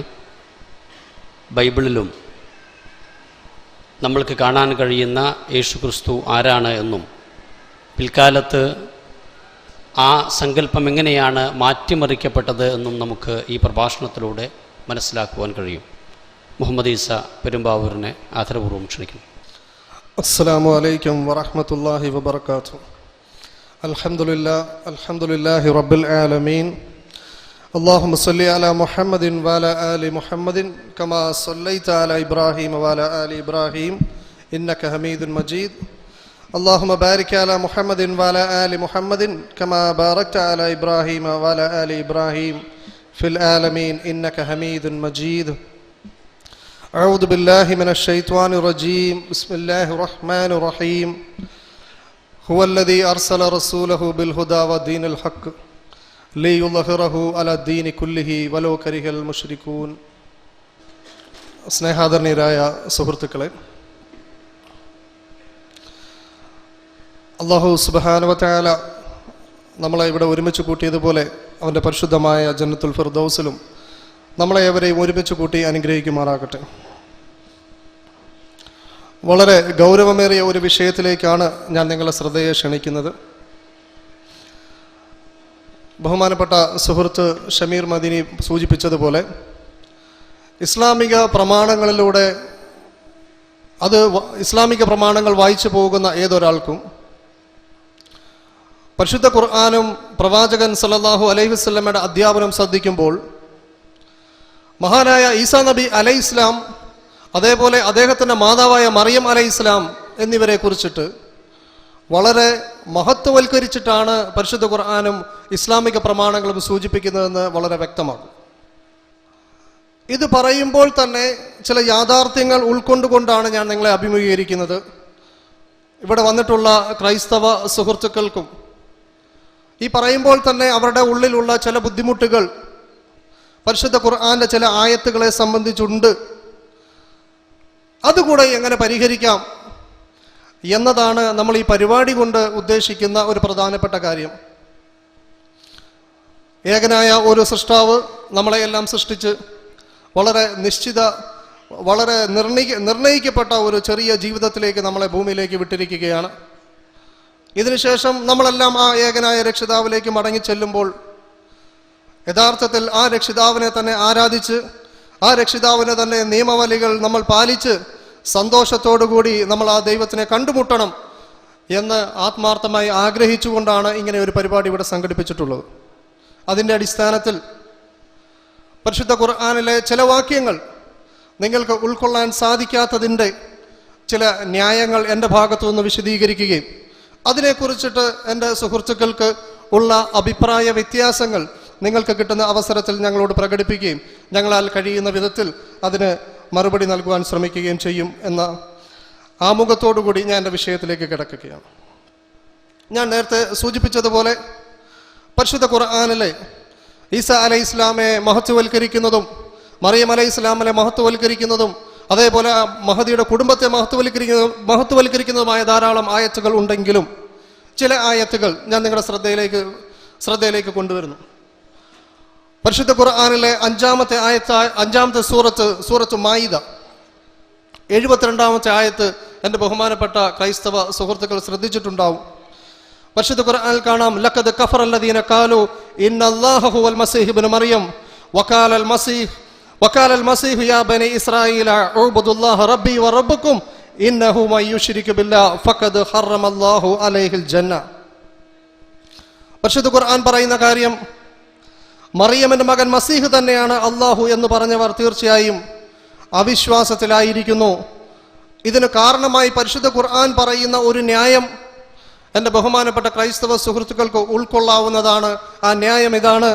പരിശുദ്ധ ഖുർആൻ പറയുന്നു, എന്നാൽ മസീഹ്, അതായത് മിശിഹ, യേശു മിശിഹ ലോകത്തോട് പറഞ്ഞത്, യാ ബനി ഇസ്രായേല, അല്ലയോ ഇസ്രായേൽ സന്തതികളെ, എന്റെയും നിങ്ങളുടെയും രക്ഷിതാവായ അള്ളാഹുവെ നിങ്ങൾ ആരാധിക്കുവിൻ. അള്ളാഹുവോട് വല്ലവനും പങ്കു ചേർക്കുന്ന പക്ഷം തീർച്ചയായും അള്ളാഹു അവന് സ്വർഗം നിഷിദ്ധമാക്കുന്നതാണ്. ബൈബിൾ വായിച്ചിട്ടുള്ള ധാരാളം ക്രൈസ്തവ സുഹൃത്തുക്കൾ ഇവിടെ ഉണ്ടാകും. നിങ്ങൾ നിങ്ങളുടെ പ്രാർത്ഥനകളിലൊക്കെ വായിക്കുന്ന, അല്ലെങ്കിൽ സന്ധ്യാപ്രാർത്ഥനകളിലൊക്കെ വായിക്കുന്ന ധാരാളം സുവിശേഷ വാക്യങ്ങളൂടെ നിങ്ങൾ ഓർമ്മ വന്നിട്ടുണ്ടാകും. അവിടെയൊക്കെ വളരെ വ്യക്തമായി ഈ പരിശുദ്ധ ഖുർആൻ പറഞ്ഞ ഈ ആയത്തിന് സമാനമായ ധാരാളം സംഭവങ്ങൾ നിങ്ങൾ കണ്ടിട്ടുണ്ട്. മഹാനായ ഈസാ അലൈഹിസ്സലാം സ്വയം പ്രാർത്ഥിക്കുന്നത് കാണാം, കരഞ്ഞു പ്രാർത്ഥിക്കുന്നത് കാണാം, കവിണ് വീണ് പ്രാർത്ഥിക്കുന്നത് കാണാം, രാത്രി മുഴുവൻ പ്രാർത്ഥിക്കുന്നത് കാണാം, ഏക സത്യദൈവമായ നിന്നെ എന്നൊരു ദൈവത്തിനെ കാട്ടുന്നത് കാണാം. ഇസ്രായേലെ കേൾക്ക, നമ്മുടെ ദൈവമായ കർത്താവ്, ഏക കർത്താവ്, നിങ്ങൾ അവനെ പൂർണ്ണ മനസ്സോടും പൂർണ്ണ ശക്തിയോടും പൂർണ്ണ ആത്മാവോടും കൂടി സ്നേഹിക്കണം എന്ന് പറയുന്നത് കാണാം. അതേപോലെ ധാരാളം വാക്യങ്ങളിലൂടെ യേശു ക്രിസ്തു ആരോടാണ് പ്രാർത്ഥിക്കേണ്ടത്, നിങ്ങൾ ഉപവസിക്കുമ്പോൾ ആറ് തൃപ്തിയെ കരുതി ചെയ്യണം എന്നത് തുടങ്ങി, നിങ്ങൾ പ്രാർത്ഥിക്കുമ്പോൾ കതകുകൾ അടച്ച് ആരോടാണ് പ്രാർത്ഥിക്കേണ്ടത് എന്നെല്ലാം വളരെ വിശദമായിട്ട് പഠിപ്പിച്ചിട്ടുണ്ട്. ഇവിടെ അതേപോലെ തന്നെ പരിശുദ്ധ ഖുർആനിലെ മറ്റൊരായത്താണ്, ലഖദ് കഫറല്ലദീന ഖാലു ഇന്നല്ലാഹ സാലിസു സലാസ വമാ മിൻ ഇലാഹിൻ ഇല്ലാ ഇലാഹുൻ വാഹിദ് വഇല്ലം യൻതഹു അമ്മാ യഖൂലൂന ലയമസന്നല്ലദീന കഫറു മിൻഹും അദാബുൻ അലീം. അല്ലാഹു മൂവരിൽ ഒരാളാണ്, ദൈവം മൂവരിൽ ഒരാളാണ് എന്ന് പറഞ്ഞവർ തീർച്ചയായും അവിശ്വാസികളായിരിക്കുന്നു. ഏക ആരാധ്യനല്ലാതെ യാതൊരു ആരാധ്യനും ഇല്ല തന്നെ. അവർ ആ പറയുന്നതിൽ നിന്ന് വിരമിച്ചില്ലെങ്കിൽ അവരിൽ നിന്ന് അവിശ്വസിച്ചവർക്ക് വേദനയേറിയ ശിക്ഷ ബാധിക്കുക തന്നെ ചെയ്യും. ഇതേപോലുള്ള ധാരാളം ആയത്തുകൾ പരിശുദ്ധ ഖുർആനിൽ കാണാം. സ്വാഭാവികമായും ക്രൈസ്തവ സുഹൃത്തുക്കൾ ചിന്തിക്കും, ഞങ്ങൾ ഒരിക്കലും ദൈവത്തിനെ മൂന്നിൽ ഒരുവനാക്കിയിട്ടില്ല. കാരണം ഞങ്ങൾ വിശ്വസിക്കുന്നത് പിതാവ്, പുത്രൻ, പരിശുദ്ധാത്മാവ് എന്ന അടങ്ങിയ ഏക ദൈവത്തിലാണ്. ഞങ്ങളും വിശ്വസിക്കുന്നത് 3 പേരുണ്ടെന്നല്ല, ഒരു ദൈവത്തിലാണ് വിശ്വസിക്കുന്നത്. എന്നാൽ പരിശുദ്ധ ഖുർആൻ ഇങ്ങനെ പറഞ്ഞതിനോട് സ്വാഭാവികമായിട്ടും ഒരു ക്രിസ്തു മതത്തിൽ നിലകൊള്ളുന്ന ഒരാൾക്ക് ധാരാളം ആ വിഷയത്തിൽ വിയോജിപ്പുകൾ കാണാം. ഇതിന് പരിശുദ്ധ ഖുർആൻ പറയുന്ന ഒരു മാർഗമുണ്ട്. ഇങ്ങനെ പരിശുദ്ധ ഖുർആൻ അവതരിപ്പിച്ചിട്ട് പരിശുദ്ധ ഖുർആൻ പറയുന്ന ഒരു മാർഗം, ഈ വിഷയം പരിഹരിക്കുന്നതിന് പറയുന്ന ഒരു മാർഗം മുസ്ലിങ്ങളോട് എടുത്ത് മുസ്ലിങ്ങളുടെ ഒരു ദൗത്യമായി കൊണ്ട് തന്നെ പറഞ്ഞിട്ടുണ്ട്. പ്രവാചകനോട് പറഞ്ഞു, പ്രവാചകരെ പറയുക, കുലി അഹ്ലിൽ കിതാബ്, അല്ലയോ വേദത്തിന്റെ ആളുകളെ, മുൻകാല പ്രവാചകന്മാരുടെ സമൂഹമേ, വേദഗ്രന്ഥം ലഭിച്ച സമൂഹമേ, അവരെ വിളിച്ചിട്ട് പറയണം, താലോ, നിങ്ങൾ വരാൻ പറയണം. ഏതിലേക്ക് വരണം? നമുക്ക് 2 പേർക്കും യോജിപ്പിക്കാൻ കഴിയുന്ന ഒരു വാക്യത്തിലേക്ക്, നിങ്ങൾക്കും ഞങ്ങൾക്കും യോജിക്കാൻ കഴിയുന്ന ഏക തത്വത്തിലേക്ക് നമുക്ക് വരിക. അതെന്താണ്? നമുക്ക് ഏക ദൈവമല്ലാതെ മറ്റൊരു ദൈവമില്ല. ആ തത്വത്തിലേക്ക് വന്നുകൊണ്ട് നമുക്ക് വിഷയങ്ങൾ ചർച്ച ചെയ്യാം എന്ന് പരിശുദ്ധ ഖുർആൻ പറയുന്നു. വളരെ ചുരുങ്ങിയ സമയത്തിൻ്റെ ഉള്ളിൽ 2 കാര്യമാണ് ഞാൻ നിങ്ങളുടെ മുമ്പിൽ അവതരിപ്പിക്കാൻ ഉദ്ദേശിക്കുന്നത്. ഒന്ന്, ത്രിയേകത്വം എന്ന ദൈവസങ്കല്പം ഉണ്ടാകാനുള്ള സാഹചര്യം. 1. 2, എന്താണ് ത്രിയേകത്വം? ആദ്യം ഞാൻ പറയുന്നത് ത്രിയേകത്വം ഉണ്ടാകാനുള്ള സാഹചര്യം. 2, എന്താണ് ത്രിയേകത്വം? ഇതിനോട് വിയോജിപ്പുള്ളവർക്ക് ചോദ്യോത്തര സമയത്ത് ചോദിക്കാവുന്നതാണ്. ക്രൈസ്തവ പണ്ഡിതന്മാർ, ഞാൻ ഉദ്ധരിക്കുന്ന പുസ്തകം alpha institute of theology and science എന്ന് പറയുന്ന തലശ്ശേരി അതിരൂപതയുടെ കീഴിൽ പ്രവർത്തിക്കുന്ന ഡോക്ടർ ജോസഫ് പാംപ്ലനി അച്ഛൻ എന്ന് പറഞ്ഞ് തിയോളജി, ദൈവശാസ്ത്ര ഡോക്ടറേറ്റ് ഉള്ള വ്യക്തിത്വമാണ്. അതേപോലെ ഷാലോം TV യിലൊക്കെ 360ഓളം എപ്പിസോഡിൽ തിയോളജി വിശദീകരിച്ച അദ്ദേഹം പ്രസിദ്ധീകരിക്കുന്ന പുസ്തകത്തിൽ അദ്ദേഹം വ്യക്തമായി എന്ത് കാരണത്താലാണ് ത്രിയേകത്വം സൃഷ്ടിക്കേണ്ടി വന്നത്, അല്ലെങ്കിൽ ത്രിയേകത്വം എന്ന ഒരു പഠനത്തിലേക്ക് സഭാപിതാക്കന്മാർക്ക് പോകേണ്ടി വന്നത് എന്ന് വിശദീകരിക്കുന്നുണ്ട്. നിങ്ങൾ ശ്രദ്ധിക്കുക, ആ പുസ്തകത്തിൻ്റെ 19-20 പേജുകൾ അവരിങ്ങനെയാണ് വിശദീകരിക്കുന്നത്. ഏകദൈവാരാധനയെ മുറുകെ പിടിച്ചിരിക്കുന്ന വിഭാഗമാണ് യഹൂദർ. അതിനാൽ ആദിമ നൂറ്റാണ്ടിൽ യഹൂദ മതത്തിൽ നിന്നും ഉത്ഭവിച്ച ക്രിസ്തു മതത്തിലും ഈ ഏകദൈവ ആരാധനയുടെ ശക്തമായ സ്വാധീനമുണ്ട്. ഞാൻ പറയുന്ന വാക്കുകൾ ശ്രദ്ധിച്ചു കേൾക്കും. അതുകൊണ്ട് തന്നെ ക്രിസ്തു ദൈവപുത്രനാണെന്നും ദൈവമാണെന്നും സ്ഥാപിക്കുക എന്നിവ അതീവ ദുർഘട സന്ധിയെയാണ് സഭാപിതാക്കന്മാർ അഭിമുഖീകരിച്ചത്. ക്രിസ്തു ദൈവമല്ലെന്നും ദൈവം തെരഞ്ഞെടുത്ത ഒരു വ്യക്തിയാണെന്നും വരികയാണെങ്കിൽ ക്രിസ്തുവിൻ്റെ ജീവിതത്തിലൂടെ നേടിയെടുത്ത രക്ഷ അർത്ഥമില്ലാത്ത ഒന്നായി തീരും. കാരണം സൃഷ്ടി മറ്റൊരു സൃഷ്ടിയുടെ രക്ഷ സാധ്യമാക്കുന്നത് എങ്ങനെ? വീണ്ടും ക്രിസ്തു ദൈവമാണെന്ന് സ്ഥാപിക്കാൻ ശ്രമിച്ചാൽ രണ്ട് പ്രശ്നങ്ങളാണുള്ളത്. രണ്ടാമത്തെ പ്രശ്നം അവർ പറഞ്ഞത്, വീണ്ടും ക്രിസ്തു ദൈവമാണെന്ന് സ്ഥാപിക്കാൻ ശ്രമിച്ചാൽ ഏകദൈവ ആരാധനയിൽ നിന്നുള്ള അകൽച്ചയായിരിക്കും ഫലം. അതുകൊണ്ട് ക്രിസ്തു ദൈവമാണെന്നും എങ്കിലും ദൈവവും ക്രിസ്തുവും രണ്ടല്ല, ഏകദൈവ സത്തയിലെ രണ്ട് വ്യക്തിപ്രഭാവങ്ങളാണെന്നും സ്ഥാപിക്കേണ്ട ആവശ്യകതയിൽ നിന്നുമാണ് സഭാപിതാക്കന്മാരുടെ പരിശുദ്ധ തൃത്വത്തെക്കുറിച്ചുള്ള ചിന്തകൾ ആരംഭിക്കുന്നത്. എങ്ങനെ? നമുക്കറിയാം, യഹൂദന്മാരിൽ നിന്നാണ്. ഈസാ അലൈഹി ഇസ്ലാമോ യഹൂദനാണ്, യഹൂദ സമൂഹത്തിലേക്കാണ് വന്നത്. അവിടെ കണിശമായ ഏകദൈവ ആരാധന മോശ പ്രവാചകന്റെ അധ്യാപനമായിട്ടും അബ്രഹാം പ്രവാചകന്റെ അധ്യാപനമായിട്ടും അവിടെ ഉണ്ട്. അതേപോലെ തന്നെ മോശയിക ന്യായപ്രമാണത്തിൽ തൗറാത്തിന്റെ 1-2 നിയമമായിട്ട് അവിടെ കൊടുത്തിരിക്കുന്നത്, ഞാനല്ലാതെ അന്യദൈവങ്ങൾ നിങ്ങൾക്കുണ്ടാകരുത്, മീതെ സ്വർഗത്തിലോ താഴെ ഭൂമിയിലോ സമുദ്രത്തിലോ ഉള്ള യാതൊന്നിന്റെ വിഗ്രഹം ഉണ്ടാക്കരുത്, അവയെ വണങ്ങുകയും ചെയ്യരുത് എന്ന് പറയുന്ന കണിശമായ ഏകദൈവ ആരാധന നിലനിൽക്കുന്ന സമൂഹത്തിലേക്കാണ് മഹാനായ ഈസാ അലൈഹി സ്വലാത്തു വസ്സലാം പ്രബോധനത്തിനെത്തുന്നത്. ഈസാ അലൈഹി ഇസ്ലാമും അവിടെ വന്ന് ഏകദൈവ ആരാധന തന്നെ പ്രബോധനം ചെയ്തു. എന്നാൽ ഈസാ അലൈഹി ഇസ്ലാമിന്റെ കാലഘട്ടത്തിന് ശേഷം സഭാപിതാക്കന്മാർ, അഥവാ ക്രൈസ്തവ ലോകത്തെ 1ാം തലമുറയിലെ ആളുകൾ, അവർ നേരിട്ട ഒരു പ്രശ്നം എന്ന് പറയുന്നത്, യേശുവിലൂടെയാണ് രക്ഷ, അഥവാ യേശു ക്രിസ്തുവിന്റെ കുരിശുമരണം മനുഷ്യരുടെ എല്ലാം പാപത്തെ നീക്കുവാൻ അനിവാര്യമായിരുന്നു എന്ന് വിശ്വസിക്കുക വഴി ആ യേശു ക്രിസ്തു ദൈവമല്ല, നേരെ മറിച്ച് ദൈവം തെരഞ്ഞെടുത്ത ഒരു മനുഷ്യനാണ് എന്ന് സങ്കല്പിച്ചാൽ സ്വാഭാവികമായിട്ടും ഒരു മനുഷ്യൻ മറ്റൊരു മനുഷ്യനെ രക്ഷിക്കും എന്ന സങ്കല്പത്തിലേക്ക് വരേണ്ടി വരും. അതൊരിക്കലും വിശദീകരിക്കാൻ കഴിയില്ല. അതുകൊണ്ട് യേശു ക്രിസ്തുവും ദൈവമാണ്, എന്നാൽ ഏകദൈവ ആരാധനയിൽ നിന്ന് വെളിയിൽ പോകാതിരിക്കുകയും ചെയ്യണം. എങ്ങനെ? ഒന്നുകൂടെ വിശദീകരിക്കാം. അതുവരെയുള്ള യഹൂദന്മാരുടെ ഏകദൈവ സങ്കല്പത്തിൽ മിശിഹ ദൈവമല്ല. അവരെ സംബന്ധിച്ചിടത്തോളം അവർ മിശിഹായെ കാത്തിരിക്കുന്നുണ്ട്, മിശിഹ വരുമെന്ന് വിശ്വസിക്കുന്നുണ്ട്, മിശിഹയിലൂടെ അവർക്ക് നാളെ തൗറാത്ത് അനുസരിച്ചുള്ള വലിയ ഒരു ഭരണം കിട്ടുമെന്ന് അവർ പ്രതീക്ഷിക്കുന്നുണ്ട്. ഈ മിശിഹ, പ്രവചന പുസ്തകങ്ങളിലുള്ള ഈ മിശിഹ ദൈവമാണെന്നോ ദൈവത്തിന്റെ പുത്രനാണെന്നോ നാളെ കുരിശെ കയറി മരിച്ച് ഞങ്ങളെ രക്ഷിക്കുമെന്നോ അവരുടെ വിശ്വാസത്തിൽ അന്നുമില്ല, ഇന്നുമില്ല. അപ്പോൾ മിശിഹ ദൈവമല്ല. പരിശുദ്ധ ആത്മാവിനെ കുറിച്ചിട്ടും അവർക്കറിയാം, റൂഹുൽ ഖുദുസിനെ കുറിച്ചിട്ടും അവർക്കറിയാം. പക്ഷെ ആ റൂഹുൽ ഖുദുസും ദൈവത്തിന്റെ ആളത്വത്തിനകത്ത് അവർ കൂട്ടിയിട്ടില്ല, അന്നും കൂട്ടിയിട്ടില്ല, ഇന്നും കൂട്ടിയിട്ടില്ല. എന്നാൽ ഈ രണ്ടാളുകളെയും ഈ ദൈവത്വത്തിനകത്ത് ചേർക്കണം. എന്നാൽ അംഗസംഖ്യ കൂടിയ കാര്യം വെളിയിൽ ആരും അറിയാനും പാടില്ല. സ്വാഭാവികമായിട്ട് ഏകദൈവമായിട്ട് യഹൂദന്മാർ കണ്ടിരുന്ന ആ സങ്കല്പത്തിൽ നിന്നും വെളിയിലുള്ള രണ്ടാളുകളെ അഡീഷൻ, അംഗസംഖ്യ കൂട്ടുന്നു, മെമ്പർഷിപ്പ് കൂട്ടുന്നു. എന്നാൽ വെളിയിൽ നിന്ന് നോക്കുമ്പോൾ ഏകദൈവ വിശ്വാസം തന്നെ ആയിരിക്കണം. ഈ ഒരു സങ്കല്പത്തിൽ നിന്നിട്ടാണ് പരിശുദ്ധ തൃത്വത്തെക്കുറിച്ചിട്ടുള്ള ചർച്ചകൾ ആരംഭിക്കുന്നതെന്നാണ് ക്രൈസ്തവ പണ്ഡിതന്മാർ വിശദീകരിക്കുന്നത്. ഇത് ഓരോ കാലഘട്ടത്തിലും പിന്നെ നടന്നതും, 1-ാം നൂറ്റാണ്ടിൽ നടന്ന ചർച്ച, 2-ാം നൂറ്റാണ്ടിൽ നടന്ന ചർച്ച, 3-ാം നൂറ്റാണ്ടിൽ നടന്ന ചർച്ച, അങ്ങനെ നിക്കിയ കൗൺസിൽ, അതായത് AD 325 കൂടിയ നിക്കിയ കൗൺസിൽ വരെ വിവിധ വാദങ്ങൾ അവർ കൊണ്ടുവന്നു. ചിലർ കൊണ്ടുവന്നു യേശു ക്രിസ്തു ദൈവമാണ്, പക്ഷെ പിതാവിന് തുല്യനല്ല. ചിലർ പറഞ്ഞു പരിശുദ്ധാത്മാവ് എന്ന് പറയുന്നത് മലക്കാണ്. ഇങ്ങനെ പല പല വാദങ്ങൾ കൊണ്ടുവന്നു, പല പല ചർച്ചകൾ കൊണ്ടുവന്നു. സെബല്യസ് ഒരു വാദം കൊണ്ടുവന്നു. സെബല്യസ് കൊണ്ടുവന്ന വാദം എന്ന് പറയുന്നത് ഒരു ദൈവം തന്നെ 3ആയിട്ട് വരുന്നു. ഇന്ന് കൂടുതൽ ക്രൈസ്തവരും അതാണ് പറയുന്നത്. ഒരു ദൈവം തന്നെ പിതാവായിട്ട് തന്നെ വരുന്നു, അതേ ദൈവം തന്നെ പുത്രനായിട്ട് വരുന്നു, അതേ ദൈവം തന്നെ പരിശുദ്ധാത്മാവായിട്ട് വരുന്നു എന്ന് പറയുന്ന സങ്കല്പം സെബല്യസ് എന്ന് പറയുന്ന ഒരു വിശ്വാസമാണ്. അതിനെ ക്രിസ്തു സഭ, അല്ലെങ്കിൽ അന്നുണ്ടായിരുന്ന സഭ 268 തന്നെ ശപിച്ച് പുറത്താക്കിയ ഒരു വിശ്വാസമാണ്. അപ്പൊ ഞാൻ പറഞ്ഞു വന്നത്, ചുരുക്കത്തിൽ ഇതിലേക്ക് അവരെ നയിച്ചത് യേശു ക്രിസ്തുവിന്റെ കുരിശുമരണത്തിലൂടെയുള്ള രക്ഷ, യേശുവിന്റെ കുരിശുമരണത്തിലൂടെയുള്ള രക്ഷ എന്ന ആ ഇൻസിഡന്റ് ആണ് യഥാർത്ഥത്തിൽ ത്രിയേകത്വത്തിലേക്ക് നയിച്ചത്. ഇനി ഞാൻ പറയുന്നത്, ഇതിനകത്ത് യേശു ക്രിസ്തുവിന്റെ കുരിശുമരണത്തിലൂടെയുള്ള രക്ഷ എന്ന സങ്കല്പം കൊണ്ടുവന്നത് അന്ത്യോക്യ കേന്ദ്രീകരിച്ച് പ്രവർത്തിച്ച പൗലോസ്ലീഹയാണ്.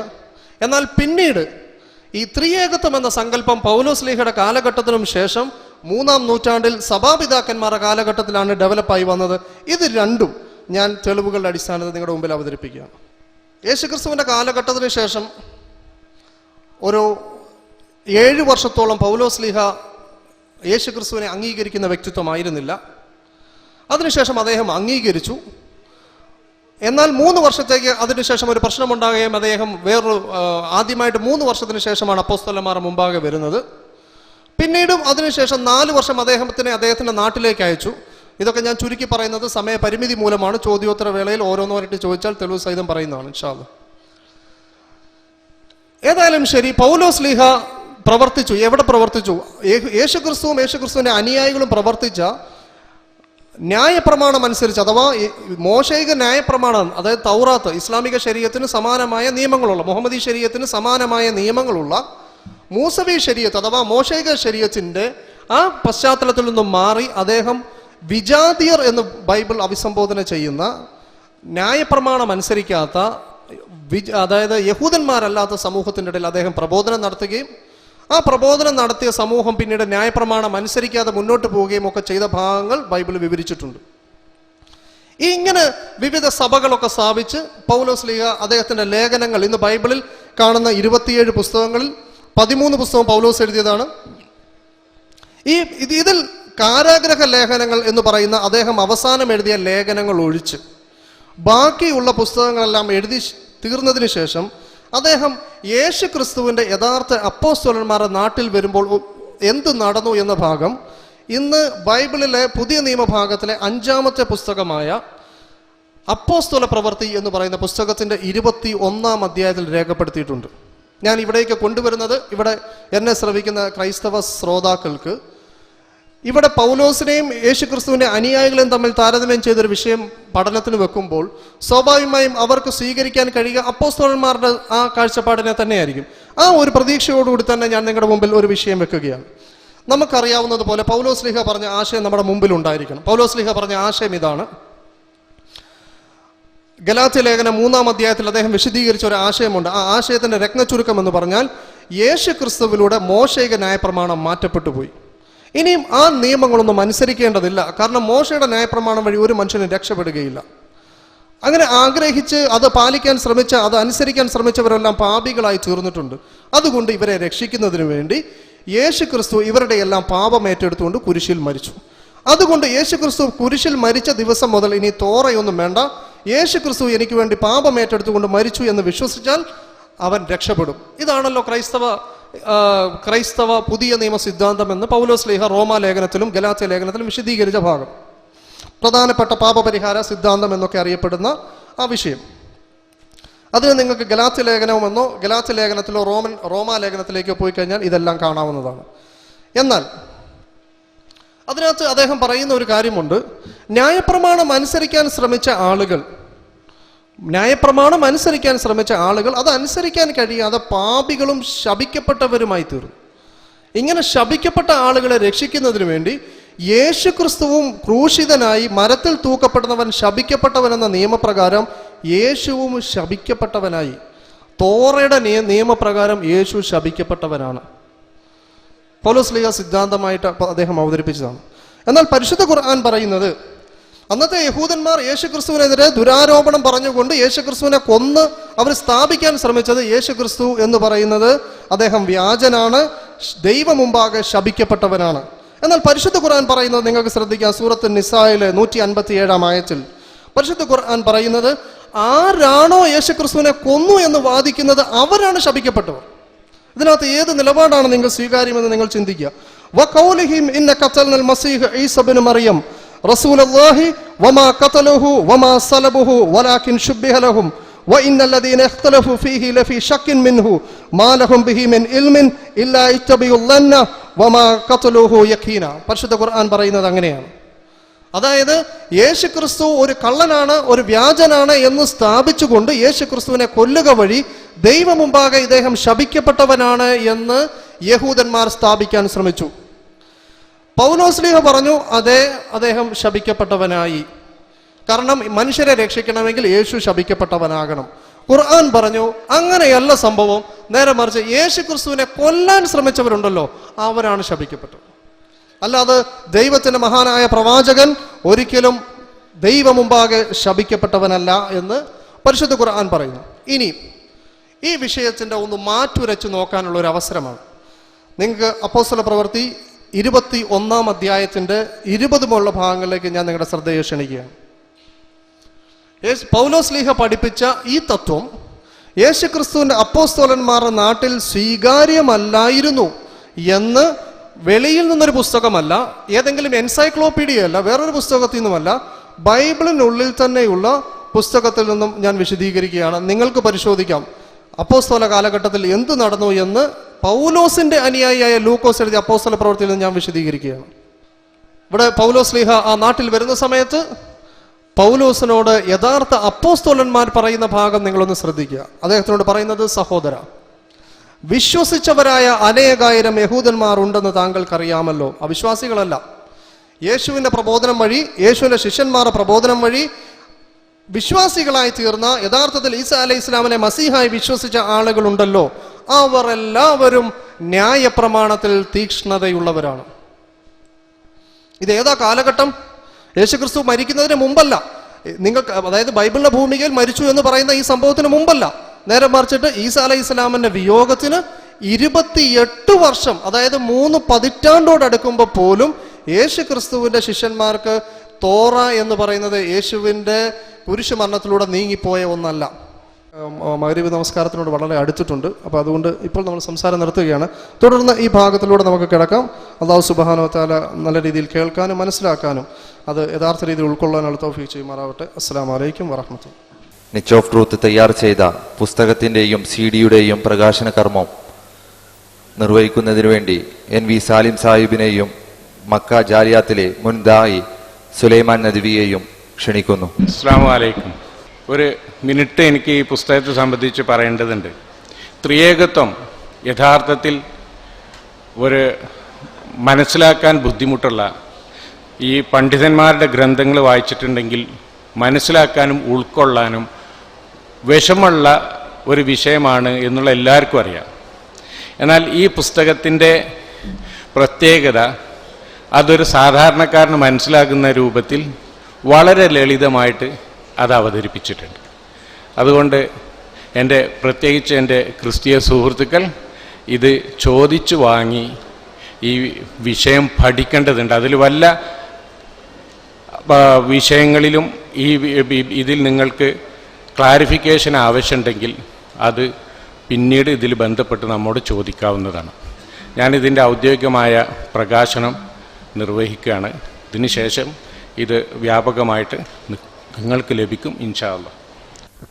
ഏറ്റുവാങ്ങുന്നതിനു വേണ്ടി മക്ക ജാലിയാത്തിലെ മുൻ ദായി സുലൈമാൻ നദ്വി ക്ഷണിക്കുന്നു. CD-യുടെ പ്രകാശന കർമ്മം അടുത്തതായി നടക്കുന്നു.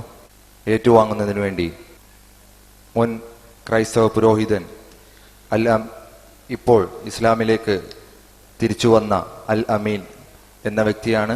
അദ്ദേഹത്തെ അതിനായി ക്ഷണിക്കുന്നു. ഈ CD മുഹമ്മദ് നബി സല്ലല്ലാഹു അലൈഹി വസല്ലമയെ നമ്മുടെ സുഹൃത്തുക്കൾ വളരെ മോശമായി ചിത്രീകരിച്ചുകൊണ്ട് തെറ്റിദ്ധരിച്ച കൊണ്ട് പ്രസംഗിച്ച് പല കാര്യങ്ങളും അവരുടെ തെറ്റിദ്ധാരണയുടെ അടിസ്ഥാനത്തിൽ നമ്മുടെ ഇടയിൽ പ്രചരിപ്പിച്ചിട്ടുണ്ട്. അതിന് വളരെ വിശദമായിട്ട് ശാന്തമായി വ്യക്തമായി നൽകുന്ന വിശദീകരണമാണിത്. നമുക്കത് നോക്കിയാൽ മനസ്സിലാക്കാൻ സാധിക്കും. വളരെ നമ്മുടെ സഹോദരങ്ങൾ വളരെ അധികം തെറ്റിദ്ധരിച്ചതുകൊണ്ട് മാത്രമാണ് അങ്ങനെ മുഹമ്മദ് നബി സല്ലല്ലാഹു അലൈഹി വസല്ലമയെ അതുപോലെ ഇസ്ലാമിനെയും വിമർശിക്കുന്നത് എന്ന്. അതുകൊണ്ട് സത്യം ഗ്രഹിക്കാൻ ആഗ്രഹിക്കുന്നവർ സത്യത്തെ ബഹുമാനിച്ചുകൊണ്ട് അത് ഉൾക്കൊള്ളാൻ ആഗ്രഹിച്ചുകൊണ്ട് ഈ CD വ്യാപകമായിട്ട് ഇൻഷാ അല്ലാഹ് നമ്മൾ വിതരണം ചെയ്യും. അതുകൊണ്ട് 2 DVD ആണുള്ളത്. ഇത് നിങ്ങളെല്ലാവരും സംഘടിപ്പിച്ച് വായിക്കുക തന്നെ വേണം. അതുപോലെ നെറ്റിൽ നിന്ന് ഇൻഷാ അല്ലാഹ് അത് ഡൗൺലോഡ് ചെയ്യാനും സാധിക്കും. ഇത് ഔദ്യോഗികമായിട്ട് ഇവിടെ ഇപ്പോൾ നമ്മൾ പ്രകാശനം ചെയ്യാണ്. അള്ളാഹു ഇത് ഒരു സൽക്കർമ്മമായിട്ട് നമ്മിൽ നിന്ന് സ്വീകരിക്കട്ടെ.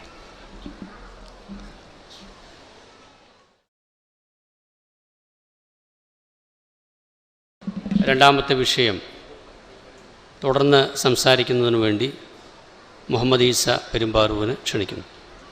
അസ്സലാമു അലൈക്കും വറഹ്മത്തുള്ളാഹി വബറകാതുഹു. അൽഹംദുലില്ലാഹി റബ്ബിൽ ആലമീൻ നഹ്മദുഹു വനസ്സല്ലി അലാ റസൂലിഹിൽ കരീം അമ്മാ ബഅദ്. അൽഹംദുലില്ലാഹ്, നമ്മളിപ്പോൾ പറഞ്ഞു വന്ന വിഷയം യേശുക്രിസ്തുവിൻ്റെ കുരിശുമരണത്തെ അടിസ്ഥാനമാക്കി പൗലോസ്ലീഹ കൊണ്ടുവന്ന സിദ്ധാന്തം, അഥവാ മോശൈക ന്യായപ്രമാണത്തിലൂടെ ഒരു മനുഷ്യനും രക്ഷപ്പെടാൻ സാധിക്കുകയില്ല, അത് അനുസരിക്കാൻ ശ്രമിച്ചവരെല്ലാം പാപത്തിൻ്റെയും അതായത് തെറ്റുകൾ ചെയ്യുക മൂലം പാപികളായി തീരുന്നു, നിയമപ്രകാരം അവർ ശാപത്തിൻ്റെയും കീഴിലാകുന്നു. ഇങ്ങനെയുള്ള ആളുകളെ രക്ഷിക്കുന്നതിന് വേണ്ടി യേശുക്രിസ്തു മരത്തിൽ ക്രൂശിക്കപ്പെടുകയും അങ്ങനെ എല്ലാവരുടെയും പാപം ഏറ്റെടുത്തുകൊണ്ട് മരിക്കുകയും ചെയ്തു എന്നതാണ് എല്ലാവർക്കും അറിയുന്ന ക്രൈസ്തവ സിദ്ധാന്തം. ഇത് ഏതെങ്കിലും ഒരു ക്രൈസ്തവ വിഭാഗത്തിൻ്റെ സിദ്ധാന്തമല്ല. ബൈബിളിൽ അവരുടെ പുസ്തകങ്ങളിൽ ഗലാത്യ ലേഖനം, റോമാലേഖനം തുടങ്ങിയിട്ടുള്ള ബാക്കി ലേഖനങ്ങളിലൊക്കെ വളരെ ശക്തമായി പ്രതിപാദിച്ചിട്ടുള്ള ഒരു പ്രധാനപ്പെട്ട പാപപരിഹാര സിദ്ധാന്തമാണിത്. ഇതിനെ യേശുക്രിസ്തുവിൻ്റെ അപ്പോസ്തലന്മാരുമായി, അഥവാ ഈസാ അലൈഹി ഇസ്ലാം ലോകത്ത് ജീവിച്ച സമയത്ത് അദ്ദേഹം തിരഞ്ഞെടുത്ത ആളുകളുടെ മുമ്പിൽ ഈ പൗലോസ്ലീഹ ഈ ആശയവുമായി വരുമ്പോൾ ഏത് രീതിയിൽ അദ്ദേഹം സ്വീകരിക്കപ്പെട്ടു, ഏത് രീതിയിൽ അദ്ദേഹം പരിഗണിക്കപ്പെട്ടു എന്ന് നിങ്ങളുടെ മുമ്പിൽ ഒന്ന് ചിത്രീകരിക്കുകയാണ്. ഇതിന് ഞാൻ ഉപയോഗിക്കുന്ന പുസ്തകം ബൈബിളിനുള്ളിൽ തന്നെയുള്ള പൗലോസ്ലീഹ എന്ന് അറിയപ്പെടുന്ന വ്യക്തിത്വത്തിൻ്റെ അനുയായിയായ ലൂക്കോസ് എഴുതിയ ചരിത്രമാണ്. നമ്മൾ ഹയാത്ത് സഹാബ എന്നൊക്കെ പറയുന്നത് പോലെ അവരുടെ പുതിയ നിയമ പുസ്തകത്തിലെ 5-ാമത്തെ പുസ്തകമായ അപ്പോസ്തോല പ്രവർത്തികൾ, അഥവാ ഈസാ അലൈഹി ഇസ്ലാമിൻ്റെ അപ്പോസ്തലന്മാരുടെ കാലഘട്ടത്തിൽ നടന്നത് എന്ത് എന്ന് വിശദീകരിക്കുന്ന ആ ചരിത്ര പുസ്തകത്തിൽ അതിൻ്റെ 21-ാം അധ്യായത്തിൽ പറഞ്ഞ ഭാഗമാണ് ഞാൻ നേരത്തെ ഇവിടെ കാണിച്ചത്. ഈ അദ്ദേഹത്തിൻ്റെ പ്രവർത്തനങ്ങളും, അതായത് ബൈബിളിനകത്തെ ഈ പുസ്തകങ്ങളൊക്കെ എഴുതി അദ്ദേഹം വേറെ നാടുകളിലൊക്കെ പ്രവർത്തിച്ച് ഏറ്റവും അവസാനം യേശുക്രിസ്തു തെരഞ്ഞെടുത്ത അപ്പോസ്തലന്മാരുടെ നാട്ടിലേക്ക് യേശുക്രിസ്തുവിൻ്റെ വിയോഗശേഷം 28 വർഷം കഴിഞ്ഞപ്പോൾ എത്തിയ ഒരു ഭാഗമാണ് ഇവിടെ ഉള്ളത്. ആ സമയത്ത് യേശുക്രിസ്തുവിൻ്റെ യഥാർത്ഥ അനുയായികൾ പൗലോസിനോട് പറയുന്ന കാര്യങ്ങൾ ശ്രദ്ധിച്ചാൽ പൗലോസ്ലീഹ പഠിപ്പിക്കുന്നതും ബൈബിളിനുള്ളിൽ കിടക്കുന്നതുമായ ഈ പാപപരിഹാര സിദ്ധാന്തത്തിന് യേശുക്രിസ്തുവിൻ്റെ അപ്പോസ്തലന്മാരുടെ നാട്ടിൽ എത്രത്തോളം സ്വീകാര്യത ഉണ്ടായിരുന്നു എന്ന് നമുക്ക് എളുപ്പത്തിൽ മനസ്സിലാക്കാൻ സാധിക്കും. അതോടൊപ്പം പൗലോസ്ലീഹ എഴുതിയ ലേഖനങ്ങളുടെ ആധികാരികതയും ഇതിനോടൊപ്പം തന്നെ നമുക്ക് മനസ്സിലാക്കാവുന്നതാണ്. ശ്രദ്ധിച്ചു കേൾക്കുക. ഓരോ വാക്കിലും പൗലോസിന്റെ ക്രൈസ്തവ സിദ്ധാന്തങ്ങളിലെ ചോദ്യം ചെയ്യപ്പെടുന്ന ധാരാളം വാക്കുകൾ അതിൽ കാണാം. ഒന്ന്, ആദ്യം അദ്ദേഹത്തിനോട് അവർ പറയുന്നു, സഹോദര, വിശ്വസിച്ചവരായ അനേകായിരം യഹൂദന്മാരുണ്ടല്ലോ, അവർ എല്ലാവരും ന്യായപ്രമാണത്തിൽ അഥവാ മോശൈക നിയമത്തിൽ തീക്ഷ്ണതയുള്ളവരാണ്, അഥവാ തീവ്രതയുള്ളവരാണ്. പൗലോസ്ലീഹ പഠിപ്പിക്കുന്നു, യേശുക്രിസ്തു ക്രൂശിക്കപ്പെടുന്ന ദിവസം മുതൽ ന്യായപ്രമാണത്തിന്റെ കീഴിൽ ഇരിക്കേണ്ടതില്ല എന്ന് പൗലോസ് പഠിപ്പിക്കുമ്പോൾ യേശുക്രിസ്തുവിന്റെ ഈ സംഭവം നടന്നു എന്ന് പറയുന്ന 28 വർഷം കഴിഞ്ഞപ്പോൾ യേശുക്രിസ്തുവിന്റെ അനുയായികൾ പൗലോസിനോട് പറയുന്നത്, ഇവിടെയുള്ള ആളുകൾ എല്ലാവരും ന്യായപ്രമാണം തീക്ഷ്ണമായി അനുഷ്ഠിക്കുന്നു, ആചരിക്കുന്നു എന്നാണ്. എന്നിട്ട് അവർ തുടർന്ന് പറയുന്നത്, പൗലോസിനെ കുറിച്ചിട്ട് അവർക്ക് 3 കാര്യങ്ങളിൽ അഭിപ്രായ വ്യത്യാസമുണ്ട്. പൗലോസിനെ കുറിച്ച് 3 കാര്യങ്ങൾ. ഒന്ന്, അവർ പറയുന്നു, നമ്മുടെ മക്കളെ സർക്കംസൈസ് ചെയ്യണ്ട, ചേലാകർമ്മം ചെയ്യണ്ട, പരിച്ഛേദന ചെയ്യണ്ട എന്ന് നീ പറയുന്നു. 2, മോശയുടെ ന്യായപ്രമാണത്തെ ഉപേക്ഷിച്ച് കളവാൻ പറയുന്നു, അഥവാ അത് ചെയ്യേണ്ടതില്ല എന്ന് പറയുന്നു. 3, നമ്മുടെ ആചാരങ്ങൾ അനുഷ്ഠിക്കേണ്ടതില്ല എന്ന് പറയുന്നു. 3 കാര്യങ്ങളാണ് പൗലോസിനെതിരായിട്ട് അവർ പറയുന്നത്. ഒന്ന്, എടുത്തു പറയണം, എനിക്കറിയാം ഇവിടെ ഇരിക്കുന്ന ക്രൈസ്തവ സുഹൃത്തുക്കളൊന്നും തന്നെ അവർ മതപരമായി കൊണ്ട് പരിച്ഛേദന ചെയ്യാത്തവരാണ്. എന്താണ് അതിന്റെ കാരണം? ബൈബിളിനകത്ത് പൗലോസ്ലീഹ പറയുന്നുണ്ട്, പരിച്ഛേദന ഏൽക്കുന്നവന് ക്രിസ്തുവിനെ കൊണ്ട് യാതൊരു പ്രയോജനവുമില്ല. പരിച്ഛേദന ഏൽക്കുന്നവരെല്ലാം തന്നെ നിയമം അനുസരിക്കാൻ ബാധ്യസ്ഥരാണ്. അതുകൊണ്ട് തന്നെ യേശുക്രിസ്തുവിൽ വിശ്വസിച്ച ഒരാൾ പരിച്ഛേദന ഏൽക്കേണ്ടതില്ല എന്ന ബൈബിൾ ഭാഗം ഉൾക്കൊള്ളുന്നത് കൊണ്ട് അവർ പരിച്ഛേദന ഏൽക്കുന്നില്ല. എന്നാൽ ഈ ബൈബിൾ ഭാഗം പറഞ്ഞ പൗലോസ്ലീഹ അവിടെ ചെല്ലുമ്പോൾ അദ്ദേഹത്തിന്റെ പേരിലെ ഒരു കുറ്റമായി കൊണ്ടിട്ടാണ് അപ്പോസ്തലന്മാർ ഈ വിഷയത്തെ പറയുന്നത്. അവർ പറയുന്നു, നമ്മുടെ മക്കളെ പരിച്ഛേദന കഴിക്കണ്ട എന്നും, നമ്മുടെ മോശയുടെ ന്യായപ്രമാണത്തെ ഉപേക്ഷിച്ച് കളവാനും, നമ്മുടെ ആചാരങ്ങൾ അനുഷ്ഠിക്കണ്ട എന്നും. 3 കാര്യങ്ങൾ എവിടെ പറയുന്നു? രണ്ടാമത്തെ വിഷയമാണ്, എവിടെ പറയുന്നു? യെരുശലേമിലില്ല. ഏതാണ് യെരുശലേം? ബഹുമാനപ്പെട്ട ഈസ അലൈഹി ഇസ്ലാമും മുൻകാല പ്രവാചകന്മാരും ഒക്കെ പ്രബോധനം നടത്തിയ ഇസ്രയേലിന്റെ പ്രധാന കേന്ദ്രം അഥവാ യഹൂദ സമൂഹത്തിന്റെ പ്രധാന പ്രാർത്ഥനാലയം നിലനിൽക്കുന്ന ബൈത്തുൽ മുഖദ്ദിസ് നിലനിൽക്കുന്ന പ്രധാന കേന്ദ്രമാണ് ഈ പറയുന്ന യെരുശലേം. അവിടെ എങ്ങുമില്ല. പിന്നെ എവിടെയാണുള്ളത്? ജാതികളുടെ ഇടയിൽ ചിതറിപ്പാർക്കുന്ന യഹൂദന്മാരോട് നീ പറഞ്ഞിരിക്കുന്നു. ഏതാണ് ഈ ജാതികളുടെ ഇടയിൽ ചിതറിപ്പാർക്കാന്ന് വെച്ചാൽ, ഇപ്പോൾ നമ്മൾ ഒരു യഹൂദ സമൂഹം തിങ്ങിപ്പാർക്കുന്ന സ്ഥലമാണ് യെരുശലേം തുടങ്ങിയിട്ടുള്ള സ്ഥലങ്ങൾ. നേരെ മറിച്ചിട്ട് ദൂരോട്ട് പോകുന്നതനുസരിച്ചിട്ട് റോമാക്കാരും അല്ലെങ്കിൽ വിഗ്രഹാരാധനക്കാരും ഒക്കെയായി ജീവിക്കുന്ന, അവര് ഭൂരിപക്ഷമായി ജീവിക്കുന്നിടത്ത് ഒറ്റപ്പെട്ട് ജീവിക്കുന്ന വിജാതികളുടെ ഇടയിൽ ജീവിക്കുന്ന ആളുകൾ, ആ നാട്ടിലാണ് പൗലോസ് ലീഹ പ്രവർത്തിക്കുന്നത്. അവിടെ പൗലോസ് എന്ത് പറഞ്ഞു? ഈ വിധ കാര്യങ്ങളൊന്നും വേണ്ട എന്ന് പറഞ്ഞു. അപ്പോൾ ഇവർ പറയാണ്, ആകയാൽ എന്താകുന്നു വേണ്ടത്? നീ ഇവിടെ വന്നിട്ടുണ്ട് എന്ന് എല്ലാവരും അറിയും. അതുകൊണ്ട് ഞങ്ങൾ പറയുന്നത് പോലെ നീ ചെയ്യണം. എന്നിട്ട് പറയുകയാണ്, നേർച്ചയുള്ള അഥവാ ന്യായപ്രമാണ പ്രകാരം, മോശൈക ന്യായപ്രമാണ പ്രകാരമുള്ള നേർച്ചയുള്ള 4 ആളുകൾ ഞങ്ങളുടെ കൂടെയുണ്ട്. അഥവാ ഞങ്ങളുടെ സഭയിലുണ്ട്, ഞങ്ങളുടെ കൂട്ടത്തിലുണ്ട്. നീ അവരെ കൂട്ടിക്കൊണ്ട് അവരോടുകൂടി നിന്നെ ശുദ്ധി വരുത്തി അവരുടെ തല ക്ഷൗരം ചെയ്യേണ്ടതിന് അവർക്ക് വേണ്ടി ചെലവ് ചെയ്യണം. എന്തിനു വേണ്ടിയാ ഇവർ പറയുന്നത്? നിനക്കിങ്ങനെ വാദമുണ്ട് എന്നൊക്കെ ഇവിടെ അറിയാം, അതുകൊണ്ട് നീ ഇവിടെ വന്ന സ്ഥിതിക്ക്, നീ ഇവിടെ വന്നിട്ടുണ്ടെന്ന് എല്ലാവരും അറിയാം, അതുകൊണ്ട് നീ ആ പ്രശ്നത്തിൽ നിന്ന് ഒഴിവാകുന്നതിന് വേണ്ടി നീ എന്ത് ചെയ്യണം? നീ ഈ ഞങ്ങളുടെ കൂട്ടത്തിൽ 4 പേർ നേർച്ചയുള്ളവരുണ്ട്, അവരെ കൂട്ടിക്കൊണ്ട് ആ ചടങ്ങുകളൊക്കെ നീ ഒന്ന് ചെയ്യണം. എന്തിനു വേണ്ടിയാണ് ഇദ്ദേഹത്തിനെ ചെയ്യിപ്പിക്കുന്നത്? അവിടെ എഴുതിയിരിക്കുന്നതാണ്, അപ്പോൾ നിന്നെക്കുറിച്ച് കേട്ട കാര്യങ്ങൾ സത്യമല്ല എന്നും നീയും ന്യായപ്രമാണം അനുസരിച്ചാണ് ജീവിക്കുന്നതെന്നും ഏവർക്കും ബോധ്യപ്പെടും. എന്തിനാ പൗലോസിനെ കൊണ്ട് ഇത് ചെയ്യിപ്പിക്കുന്നത്? പൗലോസിനെ കൊണ്ട് ഇത് ചെയ്യിപ്പിക്കുന്നത് അവിടെ കാശില്ലാഞ്ഞിട്ടല്ല, അവിടെ സാമ്പത്തിക ബുദ്ധിമുട്ടുള്ളത് കൊണ്ടല്ല. നേരെ മറിച്ച് അദ്ദേഹത്തിന്റെ ആ ആശയം അങ്ങനെയൊന്നില്ല, അദ്ദേഹം അങ്ങനെ പ്രചരിപ്പിച്ചിട്ടില്ല എന്ന് തെളിയിക്കുന്നതിന് വേണ്ടി അദ്ദേഹത്തിനോട് പറഞ്ഞു, എന്ത് ചെയ്യണം? അവരുടെ ചെലവെല്ലാം വഹിക്കണം. അപ്പോൾ നിന്നെ കുറിച്ച് ഈ കേട്ട കാര്യങ്ങൾ, ഏത് കേട്ട കാര്യങ്ങൾ? ചേലാക്രമം ചെയ്യണ്ട എന്ന് കേട്ട കാര്യം, ന്യായപ്രമാണം വേണ്ട എന്ന് കേട്ട കാര്യം, അതേപോലെ ആചാരങ്ങൾ അനുഷ്ഠിക്കേണ്ട എന്ന് പറഞ്ഞ ആ കാര്യങ്ങൾ ഒന്നും നിന്റെ വാദമല്ല. നീ അങ്ങനെയൊന്നും പറഞ്ഞിട്ടില്ല എന്ന് എല്ലാവർക്കും ബോധ്യപ്പെടുവാനും മാത്രമല്ല, നീയും ന്യായപ്രമാണം അനുസരിച്ചാണ് ജീവിക്കുന്നതെന്നും ഏവർക്കും ബോധ്യപ്പെടണം. ഇവിടെ നമ്മൾ ചിന്തിക്കേണ്ട വിഷയം, പൗലോസ് ലീഹ ഇങ്ങനെ പറഞ്ഞിട്ടുണ്ടോ? ഇത് അദ്ദേഹത്തിനെതിരായിട്ടുള്ള ഒരു കുപ്രചാരണമായിരുന്നോ? അല്ല. അദ്ദേഹത്തിന്റെ ലേഖനങ്ങൾ പരിശോധിക്കുന്നവർക്കെല്ലാം അറിയാം, ധാരാളം സ്ഥലത്ത് അദ്ദേഹം ഇത് പറഞ്ഞിട്ടുണ്ട്. അപ്പോൾ അദ്ദേഹം ആ പറഞ്ഞ കാര്യങ്ങൾ എങ്ങനെയാണ് പിൻവലിക്കുക? അദ്ദേഹം പറഞ്ഞിട്ടില്ല എന്നെങ്ങനെ പറയുക? സ്വാഭാവികമായും അങ്ങനെ ഒരു വാദം താനിക്കില്ല എന്ന് പറയണമെങ്കിൽ അതിനു മുമ്പ് എഴുതപ്പെട്ട ബൈബിളിൽ നിന്ന് കാണപ്പെടുന്ന റോമാലേഖനം, ഗലാത്യ ലേഖനം, കൊലോസ്യ ലേഖനം, എഫെസ്യ ലേഖനങ്ങളിലെല്ലാമുള്ള ഈ ആശയം എന്ത് ചെയ്യണം? അത് എന്റേതല്ല, ഞാൻ അങ്ങനെയൊന്നും എഴുതിയിട്ടില്ല എന്ന് പറയുന്നതിന് തുല്യമാണ്. ഇനിയും കാണാം. സ്വാഭാവികമായിട്ട് പൗലോസ് എന്ത് ചെയ്ത് കാണണം? പൗലോസ് എന്ത് പറയണം? ഞാനത് തിരുത്താൻ തയ്യാറല്ല, നേരെ മറിച്ചിട്ട് നിങ്ങളത് തിരുത്താൻ തയ്യാറാവണം. എന്നാൽ പൗലോസ് ലീഹ അങ്ങനെയൊന്നും ചെയ്യുന്നില്ല. പൗലോസ് ലീഹ ആ കർമ്മങ്ങളെല്ലാം തന്നെ ചെയ്യാൻ തയ്യാറാകുകയാണ്. അങ്ങനെ ശുദ്ധീകരണ ചടങ്ങുകളിൽ പങ്കെടുക്കുകയും അതുമായി ബന്ധപ്പെട്ട മറ്റ് ഇതര കർമ്മങ്ങളിലേക്ക് കടക്കുകയും ചെയ്യുന്നു. ഇനി നമ്മൾ മനസ്സിലാക്കേണ്ട വിഷയം, ഇവിടെ ഇദ്ദേഹം ചെയ്ത നേർച്ചയ്ക്കും ചില പ്രത്യേകതകളുണ്ട്. നിങ്ങൾ അടിവരയിട്ട് ശ്രദ്ധിച്ചോണം. ഈ നേർച്ചയ്ക്ക് ചില പ്രത്യേകതകളുണ്ട്. ക്രൈസ്തവ പണ്ഡിതന്മാർ എഴുതിയ എല്ലാ ബൈബിളിന്റെയും എല്ലാ പുസ്തകങ്ങളിലും വിവരിച്ചിട്ടുണ്ട്. അത് ബൈബിളിലെ ഉൽപ്പത്തി, പുറപ്പാട്, ലേവ്യ, സംഖ്യ എന്ന 4ാമത്തെ പുസ്തകം, സംഖ്യാ പുസ്തകത്തിലെ 6ാം അധ്യായത്തിൽ വിവരിച്ചിരിക്കുന്ന നാസിർ എന്ന് പറയുന്ന ഒരു വ്രതമാണ് അദ്ദേഹം അവിടെ ചെയ്തത്. എന്താണ് ഈ നാസിർ വ്രതത്തിന്റെ പ്രത്യേകത?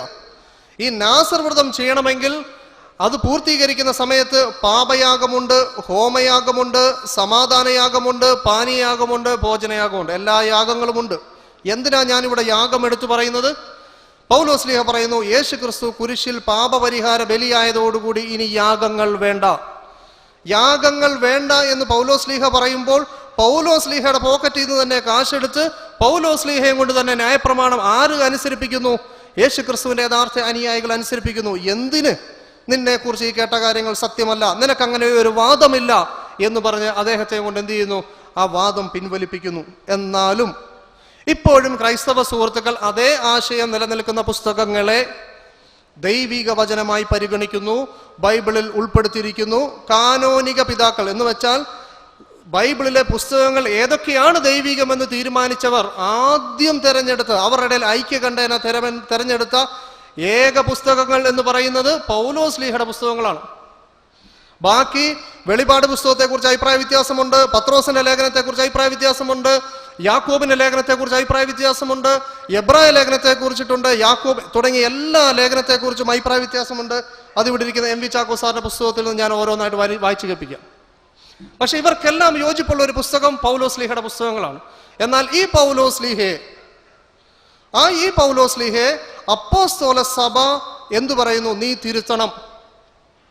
ഇന്ന് ക്രൈസ്തവ സുഹൃത്തുക്കൾ പൗലോസ്ലീഹയെ അടിസ്ഥാനമാക്കി തങ്ങളുടെ നിയമങ്ങളെ തിരുത്തുമ്പോൾ അന്ന് പൗലോസ്ലീഹ തിരുത്തേണ്ട അവസ്ഥയിലേക്കാണ് വന്നത്. അന്നത്തെ പ്രതിക്കൂട്ടിൽ നിന്ന് പൗലോസ്ലീഹ ഇന്നത്തെ വാദിസ്ഥാനത്തേക്ക് മാറിയിരിക്കുന്നു. ഞാൻ ഈ പറയുന്നതിനെ കുറിച്ച് നിങ്ങൾക്കുള്ള ചോദ്യങ്ങൾ നിങ്ങൾക്ക് ചോദിക്കാം. അതേപോലെ തന്നെ അന്ന് അദ്ദേഹത്തിന്റെ മേളിൽ കുറ്റം ആരോപിക്കാൻ വേണ്ടി ഉണ്ടായിരുന്ന ആശയങ്ങൾ ഇന്നത്തെ ദൈവവചനമായി മാറിയിരിക്കുന്നു. ഇത് ക്രൈസ്തവ ലോകം ഇന്നും അവർ സൂക്ഷിക്കുന്ന, അവർ വിശ്വസിക്കുന്ന ബൈബിളിന്റെ അപ്പോസ്തല പ്രവൃത്തി 21-ാം അധ്യായത്തിൽ ഇവിടെ കിടപ്പുണ്ട്. ഇതിനുശേഷം പൗലോസ്ലീഹ ഈ കർമ്മങ്ങൾ അനുഷ്ഠിച്ചുകൊണ്ട് നിൽക്കുന്ന സമയത്ത് അദ്ദേഹം പ്രബോധനം ചെയ്ത നാട്ടിലെ ആളുകൾ വരികയും ഇദ്ദേഹം കാണിക്കുന്നത് കാപട്യമാണെന്നും ഇദ്ദേഹം ആ നാടുകളിൽ ഇതൊക്കെ വിരോധമായി പറഞ്ഞിട്ടുണ്ട് എന്നും സ്ഥാപിച്ചുകൊണ്ട് അദ്ദേഹത്തെ മർദ്ദിച്ചുകൊണ്ട് അദ്ദേഹത്തെ ആ നാട്ടിൽ നിന്നും റോമാക്കാർ പിടിച്ചുകൊണ്ട് പോകുന്ന ഭാഗത്തിലേക്കാണ് പിന്നീട് കഥ മുന്നോട്ട് പോകുന്നത്.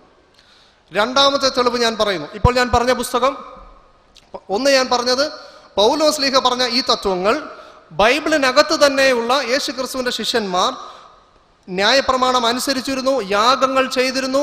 അവരെ സംബന്ധിച്ചിടത്തോളം ന്യായപ്രമാണം പഴയ നിയമ പുസ്തകങ്ങളല്ല, ലൈവ് ടെസ്റ്റ്മെന്റ് ആണ് എന്ന് നിങ്ങൾ മനസ്സിലാക്കണം. ഇത് ക്രൈസ്തവ സുഹൃത്തുക്കൾ ഉപയോഗിക്കുന്ന ബൈബിളാണ്. ഈ ബൈബിളിൽ രണ്ടായിട്ട് തിരിച്ചിരിക്കുന്നു, രണ്ട് ഭാഗങ്ങളായിട്ട് തിരിച്ചിരിക്കുന്നു. ഒന്ന് പുതിയ നിയമമെന്നും രണ്ട് പഴയ നിയമമെന്നും തിരിച്ചിരിക്കുന്നു. ഇതിൽ പഴയ നിയമത്തിൽ 39 പുസ്തകങ്ങളും പുതിയ നിയമത്തിൽ 27 പുസ്തകങ്ങളുമാണ് ഉള്ളത്. ഈ 39 പുസ്തകങ്ങൾ എന്ന് പറയുന്നത് ന്യായപ്രമാണവും അതുമായി ബന്ധപ്പെട്ട് പിന്നീട് വന്ന പ്രവാചകന്മാരുടെയും കാലഘട്ടത്തിൽ പറഞ്ഞ കാര്യങ്ങൾ. ഇത് ന്യായപ്രമാണം പഴയ നിയമമാണ് എന്ന് ഈ പുസ്തകത്തിൽ പറയുമ്പോൾ യേശുക്രിസ്തുവിന്റെ ശിഷ്യന്മാർ യേശുക്രിസ്തുവിന്റെ കാലഘട്ടത്തിന് ശേഷവും 28 വർഷം കഴിഞ്ഞപ്പോഴും അവർക്കിത് പഴയ നിയമമല്ല, ലൈവ് ടെസ്റ്റ്മെന്റ് ആണ്. ഇതാണ് ഞാൻ പറഞ്ഞ ഒന്ന്. അന്ന് പൗലോസ്ലീഹയെ തിരുത്തി പൗലോസ്ലീഹയുടെ ആശയം പിൻവലിക്കണമെന്ന് പറയുമ്പോൾ ആ പൗലോസ്ലീഹ ഇന്ന് പുതിയ നിയമത്തിലെ ആധികാരിക ദൈവവചനങ്ങളാണ്. പൗലോസ്ലീഹ ഇപ്പൊ ഞാൻ 1 മണിക്കൂർ പ്രസംഗിച്ചതിന് ശേഷം ഞാൻ അവസാനം പറയുകയാണ് ഞാൻ ഈ പറഞ്ഞതൊക്കെ വെറുതെയാണെന്ന് പറഞ്ഞാൽ എങ്ങനെ ഉണ്ടാവും എന്നതുപോലെ പൗലോസ്ലീഹയുടെ പ്രവർത്തനത്തിന്റെ അവസാനത്തിൽ ഞാൻ ഈ പറഞ്ഞ കാര്യങ്ങൾ ഞാൻ അങ്ങനെ ഒന്നും പറഞ്ഞിട്ടില്ല എന്ന് അദ്ദേഹത്തിന് അവിടെ ശിഷ്യന്മാരുടെ മുമ്പിൽ സമ്മതിക്കേണ്ട വന്ന ഭാഗമാണ് ഞാൻ നിങ്ങളുടെ മുമ്പിൽ കാണിച്ചത്. ഇനി രണ്ടാമതൊരു ഭാഗം ഞാനിവിടെ എനിക്കൊരു പരിധിയിൽ കൂടുതൽ വിശദീകരിക്കാൻ കഴിയില്ല. ബാക്കി ചോദ്യോത്തരത്തിൽ എൻ്റെ സുഹൃത്തുക്കൾ ശ്രദ്ധിക്കുക. കാരണം അടിസ്ഥാനപരമായ കാര്യങ്ങളിൽ നിന്ന് എനിക്ക് പറഞ്ഞു വരിക എന്ന് വെച്ചാൽ ഒത്തിരി സമയമെടുക്കും. രണ്ടാമത്തെ സംഭവം ഞാൻ വിശദീകരിക്കുന്നത് യേശുക്രിസ്തുവിന്റെ കാലഘട്ടത്തിന് ശേഷവും ഏതാണ്ട് 10 വർഷങ്ങൾ കഴിഞ്ഞപ്പോഴും യേശുക്രിസ്തുവിന്റെ യഥാർത്ഥ ശിഷ്യന്മാർക്ക് യേശുക്രിസ്തു മുഴുവൻ മനുഷ്യരുടെയും പാപം ഏറ്റെടുത്തുകൊണ്ട് മരിച്ചു എന്ന സിദ്ധാന്തങ്ങൾ ഉണ്ടായിരുന്നില്ല എന്നതിന്റെ രണ്ടാമത്തെ തെളിവ് ഞാൻ പറയുന്നു. ഈ സംഭവം അപ്പോസ്തല പ്രവൃത്തി 10-ാം അധ്യായത്തിലാണ് വിശദീകരിച്ചിരിക്കുന്നത്. അഥവാ ഞാൻ നേരത്തെ ഉദ്ധരിച്ച പുസ്തകത്തിന്റെ 10-ാം അധ്യായത്തിൽ. ആ സംഭവം ഇതാണ്. യേശുക്രിസ്തു തെരഞ്ഞെടുത്ത ഒരു പ്രധാനപ്പെട്ട ശിഷ്യനായ പത്രോസ്, അദ്ദേഹം പ്രത്യേകം ഒരു ദർശനം കിട്ടുന്നതിന്റെ അടിസ്ഥാനത്തിൽ അദ്ദേഹം എന്ത് ചെയ്തു? യഹൂദനല്ലാത്ത ഒരാളുടെ ഇടയിലേക്ക് പ്രബോധനത്തിന് പോകുന്ന ഭാഗം ഒന്നുകൂടെ ഞാൻ പറയാം. യേശുക്രിസ്തുവിന്റെ ശിഷ്യന്മാരിൽ പ്രമുഖനായ പത്രോസ് യേശുക്രിസ്തുവിന്റെ കാലഘട്ടത്തിന് ശേഷം 10 വർഷം കഴിഞ്ഞപ്പോൾ ഒരു പ്രത്യേക ദർശനത്തെ തുടർന്ന് ഒരു വിജാതീയനായ ഒരാളുടെ അഥവാ യഹൂദനല്ലാത്ത ഒരാളുടെ വീട്ടിലേക്ക് പോകുമ്പോൾ പറയുന്ന ചില വാക്യങ്ങൾ നിങ്ങളുടെ ശ്രദ്ധയിലേക്ക് ഞാൻ കൊണ്ടുവരികയാണ്. ഒന്ന്, അദ്ദേഹം അവരോട് പറയുകയാണ്, അന്യജാതിക്കാരന്റെ അടുക്കൽ ചെല്ലുന്നതും അവനുമായി പെരുമാറ്റം ചെയ്യുന്നതും യഹൂദന് നിഷിദ്ധമെന്ന് നിങ്ങൾക്കറിയുന്നുവല്ലോ. എങ്കിലും ഒരു മനുഷ്യനെയും മലിനനെന്നോ അശുദ്ധനെന്നോ പറയരുതെന്ന് ദൈവം എനിക്ക് കാണിച്ചു തന്നിരിക്കുന്നു. അദ്ദേഹം പറയുന്നത് ഈ 10 വർഷമായപ്പോഴാണ് ഇദ്ദേഹത്തിന് ഒരു ദർശനം കിട്ടുന്നത്. എന്ത്? നീ ഇന്ന കൊർന്നല്യോസ് എന്ന് പറഞ്ഞ ഒരാളുണ്ട്, നല്ല ആളാണ്, നീ അയാളുടെ അടുക്ക പോയി സുവിശേഷം പറയണമെന്ന് പറയുന്നത് എപ്പോഴാണ്? ഈ 10 വർഷത്തിന് ശേഷം. അപ്പൊ പത്രോസ് പറയുന്നത് അന്യജാതിക്കാരൻ്റെ അടുക്കൽ ചെല്ലുന്നതും അവരുമായി പെരുമാറ്റം ചെയ്യുന്നതും യഹൂദന് നിഷിദ്ധം. അതുകൊണ്ട് പത്രോസ് ഇതുവരെ എന്ത് ചെയ്യുന്നില്ല? ന്യായപ്രമാണം അനുസരിച്ച് ജീവിക്കുന്ന വ്യക്തി ആയതുകൊണ്ട് അദ്ദേഹം ഒരിക്കലും എന്ത് ചെയ്തിരുന്നില്ല? വിജാതീയരുമായി സമ്പർക്കം ചെയ്യുന്ന അവസ്ഥ ഉണ്ടായിരുന്നില്ല. എന്നാൽ ഇപ്പോൾ ഈ ദർശനം കിട്ടിയത് കൊണ്ടാണ് ഞാൻ വന്നത്.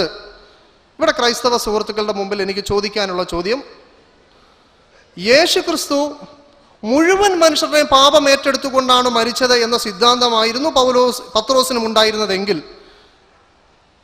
ഇങ്ങനെ ഒരു സംസാരം അവിടെ ഉണ്ടാകുമോ? ഇങ്ങനെ ഒരു സംസാരം അദ്ദേഹത്തിൽ നിന്നും ഉണ്ടാകുമോ? ഒരിക്കലും ഉണ്ടായില്ല. അതിനുശേഷം അദ്ദേഹം പറയുന്നു, അതുകൊണ്ടാണ് നിങ്ങൾ ആളയച്ചപ്പോൾ ഞാൻ എതിർ പറയാതെ വന്നത് എന്നിട്ട് അതിനുശേഷം അദ്ദേഹം പറയുന്നത് കാണാം, അപ്പോൾ പത്രോസ് വാ തുറന്ന് പറഞ്ഞു തുടങ്ങിയത്, ദൈവത്തിന് മുഖപക്ഷമില്ല എന്നും ഏത് ജാതിയിലും അവനെ ഭയപ്പെട്ട് നീതി പ്രവർത്തിക്കുന്നവനെ അവൻ അംഗീകരിക്കുന്നു എന്നും ഞാൻ ഇപ്പോൾ യഥാർത്ഥമായി ഗ്രഹിക്കുന്നു. അപ്പൊ അദ്ദേഹത്തിന്റെ അതുവരെയുള്ള ധാരണ എന്താ? യേശുക്രിസ്തു മുഴുവൻ മനുഷ്യരുടെ പാപം ഏറ്റെടുത്തുകൊണ്ട് മരിച്ചെങ്കിൽ ഇദ്ദേഹം നേരത്തെ തന്നെ ആരടുക്കലും സുവിശേഷം പറയാൻ പോകുമായിരുന്നു, വിജാതിയുടെ അടുക്കലെല്ലാം പോകുമായിരുന്നു. പക്ഷെ ഇപ്പൊ ഇദ്ദേഹത്തിന് ഒരു ദർശനം കിട്ടി, അദ്ദേഹത്തിന് അതുകൊണ്ട് അത് മനസ്സിലായി. ആ മനസ്സിലായതിന്റെ അടിസ്ഥാനത്തിൽ അദ്ദേഹത്തിന് എന്താ മനസ്സിലായത്? ഏത് യഹൂദന്മാരിൽ മാത്രമല്ല, ഏത് സമൂഹത്തിൽപ്പെട്ട ഒരാൾക്കായാലും അദ്ദേഹത്തെ ദൈവം തെരഞ്ഞെടുത്താൽ അദ്ദേഹത്തിന്റെ അടുക്കിലേക്ക് പോകാമെന്ന് എന്ത് ചെയ്തു? അദ്ദേഹത്തിന് മനസ്സിലായി. അപ്പം അതുവരെയും അദ്ദേഹത്തിന്റെ ധാരണ എന്തായിരുന്നു എന്നതാണ് ക്രൈസ്തവർ ചിന്തിക്കേണ്ടത്. ഇനിയും തുടർന്ന് പറയുന്നത് കാണാം, ഇദ്ദേഹം ഈ പ്രവർത്തനം ചെയ്തതിന് ശേഷം തിരിച്ച് യഥാർത്ഥത്തിലുള്ള ഇദ്ദേഹത്തിന്റെ അനുയായികളുടെ അടുക്കൽ, പത്രോസിന്റെ അനുയായികളുടെ അടുക്കലേക്ക് വന്നപ്പോൾ അവർ ഇദ്ദേഹത്തോട് ചോദിച്ചു. പത്രോസ് യെരുശലേമിൽ എത്തിയപ്പോൾ ഇദ്ദേഹത്തെ എതിരേറ്റ ആളുകൾ ചോദിച്ചു, നീ അഗ്രചർമ്മികളുടെ അടുക്കൽ ചെന്ന് അവരോട് ഭക്ഷിച്ചു എന്ന് പറഞ്ഞു. പത്രോസ് കാര്യം ആദ്യം മുതൽ ക്രമമായി അവരോട് വിവരിച്ചു പറഞ്ഞു. അപ്പൊ അവർ ആദ്യം ചോദിച്ചു, നീ എന്ത് പരിപാടിയാണ് കാണിച്ചത്? നീ എന്തിനാ അവരുടെ അടുക്ക പോയത് എന്ന് ഇദ്ദേഹത്തിനോട് ആര് ചോദിച്ചു? അവിടുത്തെ വിശ്വാസികളായ സമൂഹം, അവിടുത്തെ പരിച്ഛേദനക്കാരായിട്ടുള്ള പത്രോസിനെ അംഗീകരിക്കുന്ന സമൂഹം അവിടെ ചോദിച്ചു. ഞാൻ ഇവിടെയും ചോദിക്കുന്നത്, അപ്പോൾ അവർക്ക് അതുവരെയും അറിയില്ലായിരുന്നോ ഈ സുവിശേഷം വിജാതിയർക്ക് വേണ്ടി കൂടി ഉള്ളതാണ് എന്ന് അവർക്കറിയില്ലായിരുന്നോ? അല്ലെങ്കിൽ യേശു ക്രിസ്തു മരിച്ചത് അവർക്ക് വേണ്ടി കൂടിയാണ് എന്ന് അവർക്കറിയില്ലായിരുന്നോ? ഇത് ക്രൈസ്തവ സുഹൃത്തുക്കൾ ചിന്തിക്കേണ്ട ഒരു വിഷയമാണ്. കാരണം എന്നാൽ മത്തായിയുടെ സുവിശേഷത്തിൽ എഴുതിയിട്ടുണ്ട്, മാർക്കോസിന്റെ സുവിശേഷത്തിൽ എഴുതിയിട്ടുണ്ട്, നിങ്ങൾ ഭൂമിയിലെങ്ങും പോയി സകല ജാതികളെയും നിങ്ങൾ ശിഷ്യന്മാരാക്കുക എന്ന് പറയുമ്പോൾ പത്രോസിനറിയില്ല, പത്രോസിന്റെ കൂടെയുള്ളവർക്കും അറിയില്ല. അപ്പോൾ ഈ ലേഖനം, ഈ സുവിശേഷം എഴുതിയ മത്തായി അവരുടെ കൂടെ ഇല്ലേ? ഈ ആശയം അവർക്കിടയിൽ ഇല്ലേ? യേശു ക്രിസ്തു വന്നിട്ട് സ്വർഗത്തിലും ഭൂമിയിലും സകല അധികാരവും എനിക്ക് നൽകപ്പെട്ടിരിക്കുന്നു, അതുകൊണ്ട് നിങ്ങൾ പോയി എല്ലാവരെയും ശിഷ്യന്മാരാക്കാൻ പറയുമ്പോൾ അത് കേട്ടയാളല്ലേ പത്രോസ്? എന്തുകൊണ്ടാണ് പത്രോസ് പോകാതിരുന്നത്? അപ്പോൾ നിലവിൽ ആ ഗോസ്പലിൽ പറയുന്ന ആ കാര്യം യഥാർത്ഥത്തിൽ പത്രോസ് കേട്ടിട്ടില്ല എന്നാണ് ഞാൻ മനസ്സിലാക്കുന്നത്. എതിർപ്പുള്ളവർക്ക് വിഷയത്തിൽ ചോദിക്കാം.